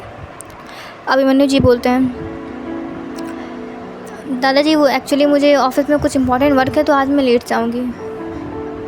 दादाजी ओके। और यशी के बगल में तान्या बैठी हुई थी। ऐसे तो तान्या का खाने में मन नहीं लग रहा था, वो कुछ सोच रही थी और सूरज उसे ही देखे जा रहा था। अभी भी दोनों के बीच प्रॉब्लम्स कम नहीं हुई थी। सूरज रोज़ कोशिश करता कि वो तान्या को मनाए या फिर उससे बातें करे, पर तान्या उसे इग्नोर कर चली जाती थी और बहुत ही बुरी तरीके से इग्नोर करती थी। अभी तक कोई और लड़का होता तो कब का तान्या पर गिव अप कर चुका होता, पर सूरज था कि मान ही नहीं रहा था। शायद वो कुछ ज़्यादा ही प्यार करता था तान्या से, अपनी ईगो से भी ज़्यादा, इसलिए वो मान ही नहीं रहा था। कुछ देर में तान्या और यशी दोनों मेंशन से बाहर निकलने लगती है और त्रिशम उसी वक्त ठीक डाइनिंग टेबल पर बैठे हुए थे और उन्हें ब्रेकफास्ट करने का मौका भी नहीं मिला। अब वो भी यशी के पीछे पीछे चलने लगते हैं। वो सोचते हैं कि ओह माय गॉड, मेरी वाइफ तो कुछ ज़्यादा ही नाराज़ है मुझसे, आज ब्रेकफास्ट करने का भी मौका नहीं दिया। कोई बात नहीं, ऑफिस में कर लूँगा। इतना कहकर वो भी यशी के पीछे पीछे चलने लगते हैं। वो बाहर गेट तक पहुँचते तब तक यशी की कार निकल चुकी थी और तान्या बोलती रह जाती है कि यशु जीजू नहीं बैठे हैं। यशी, तुम्हें भी अपने जीजू के साथ जाना, उतरो कार से। तान्या नहीं। तान्या को समझ में आ जाता है कि शायद यशी त्रिशम जी से नाराज़ है और वो भी शांति से बैठ जाती है, क्योंकि अभी ऐसा ना हो कि त्रिशम जी का जो भी गुस्सा, जो भी फ्रस्ट्रेशन है वो सारा यशी तान्या पर निकाल दे। इसलिए वो शांति से बैठ जाती है और त्रिशम जी तो देखते ही रह जाते हैं कि उनकी वाइफ उन्हें छोड़कर चली गई। ओह, मामला लगता है हाथ से आगे निकल गया है। वो पीछे गार्ड के कार के पास जाते हैं और सारे गार्ड्स उन्हें देखकर निकल जाते हैं। एक ड्राइवर ही बचता है। वो गार्ड की गाड़ी में जाकर ऑफिस तक पहुंचते हैं। उनके पहुंचते तक यशी ऑफिस के अंदर जा चुकी थी और वो जाकर ऑफिस के अंदर अपने कैबिन पर बैठ जाती है। त्रिशम भी नॉक करता है, यशी कमेंट करती है और उसके बाद वो अपना काम करने लगती है। वो एक बार भी त्रिशम की तरफ देखी भी नहीं थी, ना त्रिशम से बात की थी, ना थी त्रिशम को बिल्कुल इग्नोर ही किया जा रही थी। और ये चीज़ें त्रिशम को बहुत ज़्यादा उन्हें बुरा भी लग रहा था, उन्हें गुस्सा भी आ रहा था। कैसे कैसे यशी उन्हें इतना इग्नोर कर सकती है। अरे अगर गुस्सा है तो उनसे बोले, उनसे बात करे, पर इस तरीके से इग्नोर करना। यशी तुरंत अपने ऑफिस में एक मेल एम्प्लॉय को बुलाती है जो कि नया आया था और उसका काम देखकर यशी उसकी बहुत ज़्यादा तारीफ़ करती है और उससे बहुत देर तक बात करती है। फिर वो निकलता है। त्रिशम को ये देखकर बहुत ही ज़्यादा गुस्सा आता है कि ऐसे कैसे उसके सामने यशी किसी और मेल एम्प्लॉय की तारीफ़ कैसे कर सकती है। एक तो यशी ने उनसे बात नहीं की थी इन बार सुबह से, और इस मेल एम्प्लॉय के सामने इतने प्यार से बात करी, इतने हंस हंस के बात करी है। पहले तो ऐसा यशी ने कभी नहीं किया। यशी ऑफिस से बाहर निकलती है, अपने कैबिन से बाहर निकलती है, और त्रिशम भी उनके पीछे पीछे ही निकलते हैं। यशी हर एम्प्लॉय के पास जा जाकर उसका काम देख रही थी, उसकी तारीफ़ कर रही थी, कभी उसके कंधे पर हाथ रख रही थी, उसके कभी हाथों पर हाथ रख दे रही थी, और ये सब वो जानबूझकर ही कर रही थी, क्योंकि वो कभी अपनी आँख की कोहनियों से त्रिशम को भी देख ले रही थी। उसे ये देखकर बहुत ही मज़ा आ रहा था कि ये सब चीज़ें त्रिशम को बहुत ज़्यादा हर्ट कर रही हैं, उन्हें बहुत ज़्यादा इफेक्ट कर रही है, और आफ्टर ऑल उनका चेहरा बिल्कुल जल कर काला जो हो गया था। और यशी को ये सब देखकर बहुत ही ज़्यादा गुस्सा हंसी आ रही थी, पर वो हंसती नहीं है, अपने चेहरे पर वो वही। त्रिशम जी से ये सब कुछ और ज़्यादा बर्दाश्त नहीं होता है। वो जल्दी से यशी के पास जाते हैं और अचानक से उसका हाथ पकड़कर उसे अपने साथ बाहर ले जाने लगते हैं। यशी अचानक से डर जाती है और वो बोलते रह जाती है कुछ, पर त्रिशम सुनते ही नहीं है, और पूरे ऑफिस वाले ही भी देखते रह जाते हैं, क्योंकि किसी को पता थोड़ी था कि त्रिशम और यशी की शादी हो चुकी है। वो तो त्रिशम को एक नॉर्मल सा बॉडीगार्ड समझ रहे थे, और एक बॉडीगार्ड उनके ऑफिस के सीईओ को इस तरीके से ले जा रहा है, ये तो बात तो भाई डाइजेस्ट करने लायक थी नहीं। और अचानक से सामने वही न्यू एम्प्लॉय आ गया था, जो कि जिससे यशी बहुत प्यार से बात कर रही थी, और त्रिशम को ये देखकर बहुत ज़्यादा गुस्सा आ जाता, क्योंकि उस इंसान के ऊपर पहले से वो चिढ़ा हुआ था, और वो इंसान अब उसकी वाइफ को ले जाने से भी उसे रोक रहा है, जिसकी वजह से त्रिशम ने उस एम्प्लॉय को इस तरीके से घूरा था कि वो तो बेचारा डर कर ही साइड हो गया था। वो त्रिशम की आंखों से ही डर गया था, इसलिए वो चुपचाप से साइड हो जाता है, और यशी भी बोलते रह जाती है कि त्रिशम को छोड़े, पर त्रिशम छोड़ते ही नहीं है, और वो उसे कार के पैसेंजर सीट पर बैठाकर ज़ोर से डोर लॉक करते खुद ड्राइविंग सीट पर बैठकर खुद ड्राइव करने लगते हैं। और यहाँ तक कि उन्होंने सारे बॉडीगार्ड्स को भी मना कर दिया था कि वो लोग उनका पीछा ना करें, और वो बहुत ही रश ड्राइव करने लगते हैं। यशी को बहुत डर भी लग रहा था, क्योंकि उसे थोड़ी तेज़ ड्राइविंग से थोड़ा सा खौफ आता था, इसकी वजह से वो त्रिशम को रोक रही थी कि वो इतने तेज़ ड्राइव नहीं करे, उनका एक्सीडेंट हो जाएगा। त्रिशम आप क्या कर रहे हैं? पर त्रिशम कुछ जवाब ही नहीं देते। यशी को भी अब थोड़ा डर लग रहा था, कहीं वो सोच रही थी कहीं उसने कुछ ज़्यादा तो नहीं कर दिया, कहीं बात सुधरने की जगह कुछ ज़्यादा बिगड़ तो नहीं जाएगी, उसे यही सब डर सता रहा था। और कुछ देर में त्रिशम बहुत ही उसी तरह रश ड्राइव करते करते एक विला के सामने आकर रुकते हैं, और वो उतरते हैं और यशी को अपने साथ ही उतारते हैं, और यशी को लेकर के साथ अब ऊपर वाले एक रूम में जाते हैं, और यशी को अंदर लाकर बेड पर बैठा देते हैं। यशी तो पूछती रह जाती है कि ये घर किसका, ये रूम किसका, पर उसे कुछ थोड़ी देर में ही समझ में आ जाता है कि ये रूम त्रिशम का है, क्योंकि उस रूम में त्रिशम के बहुत बड़े बड़े पिक्चर्स लगे हुए थे, उसे समझ में आ जाता है कि ये रूम त्रिशम का है। अब यशी को यही लग रहा था कहीं उसने ये सब कुछ करके अपने पैरों पे कुल्हाड़ी तो नहीं मार ली, क्योंकि त्रिशम इतने गुस्से में लगे रहते हैं। त्रिशम खुद आगे जाकर अंदर शावर लेते हैं, और वो बाहर आते हैं। उन्होंने अभी बिल्कुल अपनी बॉडी पर सिर्फ वेस्ट पर टॉवल लपेट रखा था, उनके बॉडी पर बहुत सारी वाटर की बूंदें थी, जो कि बहुत ही ज़्यादा अट्रैक्टिव लग रही थी। कुछ देर के लिए तो यशी उनकी बॉडी को ही देखती रह जाती है, आफ्टर ऑल उनकी बॉडी है ही इतनी अट्रैक्टिव। वैसे त्रिशम को इतना गुस्सा आ नहीं रहा था जितना वो दिखा रहे थे, पर वो जानबूझकर यशी को परेशान कर रहे थे, क्योंकि यशी का डरा हुआ चेहरा उन्हें बहुत ही ज़्यादा अच्छा लग रहा था। यशी के सामने जाता है और कहते हैं कि तुम्हें नहाना नहीं है? यशी नहाना है, पर मैं कपड़े लेकर नहीं आई। त्रिशम वार्डरोब पर तुम्हारे लिए बहुत सारे कपड़े रखे हुए हैं, उनमें से कोई ड्रेस निकालो और जाकर शावर लेकर आओ। यशी भी ऐसा ही करती है, और वो डायरेक्ट वार्डरोब रूम में जाती है, और वहाँ पर तो डोर खोलती है तो उसे अजीब टाइप के ड्रेसेस दिख रहे हैं। यहाँ सब पर सिर्फ नाइट सूट ही था, अब वहाँ पे उसे कोई अपने लायक पहनने लायक कोई ड्रेस दिखता नहीं है। पर उसे त्रिशम से इतना डर ही लग रहा था कि वो कुछ पूछती भी नहीं है, और चुपचाप से एक थोड़ा सा जो उन सारे ड्रेसेस में से जो सबसे सही लग रहा था, जो कि थोड़ा कवर करता उसकी बॉडी को, वो ड्रेस वो ले लेती है और वॉशरूम में जल्दी से चली जाती है। और वो जानबूझकर वॉशरूम में बहुत लेट कर रही थी, क्योंकि उसे त्रिशम के सामने आने में डर लग रहा था। ऊपर से वो ड्रेस भी इतनी ऑकवर्ड थी, और यहाँ पर उसके सामने कोई ड्रेस भी नहीं थी, और वो त्रिशम से कुछ कह भी नहीं सकती थी। आफ्टर ऑल उसने त्रिशम को इतना गुस्सा जो दिला दिया था। त्रिशम को भी समझ में आ रहा था कि यशी वॉशरूम में इतना लेट क्यों कर रही है। वो अपनी आवाज़ को जितना हार्ड बना सकते हैं उतना हार्ड बना कर कहते हैं कि क्या हुआ, नहाना नहीं हो रहा तुम्हारा? नहीं, अगर नहा पा रही हो तो बोलो, मैं आकर नहा देता हूँ। त्रिशम यशी घबरा जाती है और अचानक से शावर बंद कर वही ड्रेस पहन लेती है और धीरे से गेट खोलती है। पहले वो अपना सर निकालती है पर वो देखते हैं त्रिशम तो आराम से बेड पर बैठे हुए हैं और वो अगर यहाँ वॉशरूम से बाहर निकली तो डायरेक्ट त्रिशम की नज़र उस पर ही चली जाएगी। फिर वो अंदर चली जाती है पर उसकी हिम्मत नहीं हो रही थी कि वो त्रिशम को कुछ बोले कि वो साइड हो जाए या फिर कुछ और। बहुत मेहनत 2-3 बार ऐसे वो कोशिश करती है पर वो बाहर नहीं निकल पाती है।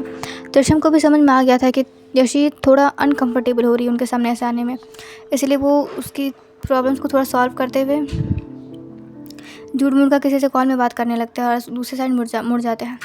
यशी जब देखते हैं कि त्रिशम जी का ध्यान इधर नहीं है तो वो धीरे धीरे वॉशरूम से बाहर आती है। पर क्या फ़ायदा त्रिशम जी का इतना नाटक करने का और इधर उधर मुड़ने का। जिस साइड वो उन्होंने अपना चेहरा किया तो वहीं सामने में एक बड़ा सा मिरर लगा था जिससे कि उन्हें यशी साफ साफ नज़र आ रही थी। यशी ने भी ब्लू कलर की एक नाइट शॉर्ट ड्रेस पहनी हुई थी जिसकी लेंथ घुटने से ऊपर नी से ऊपर तक थी और उसके स्लीव्स भी बिल्कुल स्लीव्स की जगह नेट के स्लीव्स थे और उसका नेक भी बहुत ज़्यादा डीप था, जो कि यशी कभी उस ड्रेस को नीचे खींचने की कोशिश करती, कभी वो उस ड्रेस को ऊपर खींचने की कोशिश करती और उसके ऊपर जो एक नेट का स्ट्रक था उससे भी वो बहुत ही कसकर अपने बॉडी से लगाई हुई थी। अपने सीने तक वो बहुत ही ज़ोर से उस ड्रेस शक को पकड़ी हुई थी और धीरे धीरे आगे आ रही थी और उसकी नज़र बराबर त्रिशम पर ही थी कि कहीं त्रिशम इधर घूम ना जाए। पर त्रिशम घूमते क्यों? उन्हें जब आगे साइड बिल्कुल साफ साफ इतना प्यारा नज़ारा दिख रहा है तो वो पीछे क्यों घूमते? वो आराम से बेशर्मियों की तरह उस आईने की तरफ भी देखते रह जाते हैं। उन्होंने पहले सोचा कि वो अपना चेहरा मोड़ ले पर उन्होंने सोचा कि क्यों मोड़े, आफ्टर ऑल यशी उनकी वाइफ है और उनका हक बनता है यशी कैसे देखने का, इसीलिए वो पीछे से नहीं मुड़ते और उस आईने में ही देखते रह जाते हैं। यशी त्रिशम के पास जाते जाते डायरेक्ट जाकर बेड पर लेट जाती है और अपने ऊपर ब्लैंकेट ले लेती है। आफ्टर उन्हें उसे इतनी शर्म ही आ रही थी और त्रिशम जी का सारा मज़ा करकरा हो जाता है क्योंकि उन्हें वो प्यारा प्यारा नज़ारा जो नहीं दिख रहा था। वो अपने आप आवाज़ को थोड़ा सा और कठोर बनाते हुए कहते हैं, तुम सो कैसे सकती हो? मैंने सोने को कहा। जैसे नहीं सोना मुझे नींद आ रही है। इतनी जल्दी नींद आने लगी तुम्हें? हाँ, वो मैं थक गई थी थोड़ा। ओह, इतने लोगों से बात करते करते तो थक गई होगी। ऐसे ज़ोर से अपनी आँखें मीच लेती है क्योंकि उसने गलती तो की है भाई, और उसे इतना तो पता चल गया कि उस गलती की उसे पनिशमेंट तो बहुत ही हार्ड मिलने वाली है। उसे त्रिशम का बिहेवियर बहुत ज़्यादा चेंज लग रहा था और उसे लग रहा था कि उसने कुछ ज़्यादा तो कर दिया है, पर करती भी क्या वो। आफ्टर त्रिशम उससे ऐसा बिहेव कर रहे थे, हर बार वो ऐसे ही उसे परेशान कर छोड़ देते थे। त्रिशम भी उससे कंबल मारने लगता है तो यशी घबरा कहती है कि आप यहाँ क्यों आ रहे हैं? क्यों? नहीं, ऐसे कैसे? अरे आपने कपड़े भी नहीं पहने। अरे गौर से देखो मुझे, और भी गौर से देखो मुझे, कपड़े पहने हुए हैं मैंने, और जो ढकना है तो वो ढका ही हुआ है। यशी ज़ोर से अपनी आंखें मीच लेती है और अपने आप को और भी ब्लैंकेट में अंदर डाल लेती है।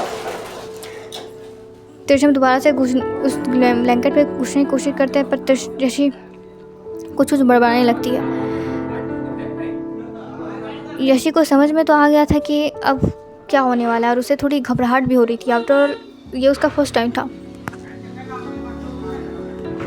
यशी त्रिशम से कहती है वो मुझे भूख लग रही है। त्रिशम को समझ में तो आ जाता है कि यशी बहाना बना रही है, पर फिर भी वो यशी के लिए प्यार से बाहर चले जाते हैं किचन में खाना लेने के लिए, और वो प्यार से यशी के लिए फ्रूट्स काटने लगते हैं। और उनके दिमाग में कुछ नॉटी चल रहा था क्योंकि उनके चेहरे पर एक प्यारी सी स्माइल थी जो कि वो कुछ ख़तरनाक सोचते थे तभी उनके चेहरे पर आती थी।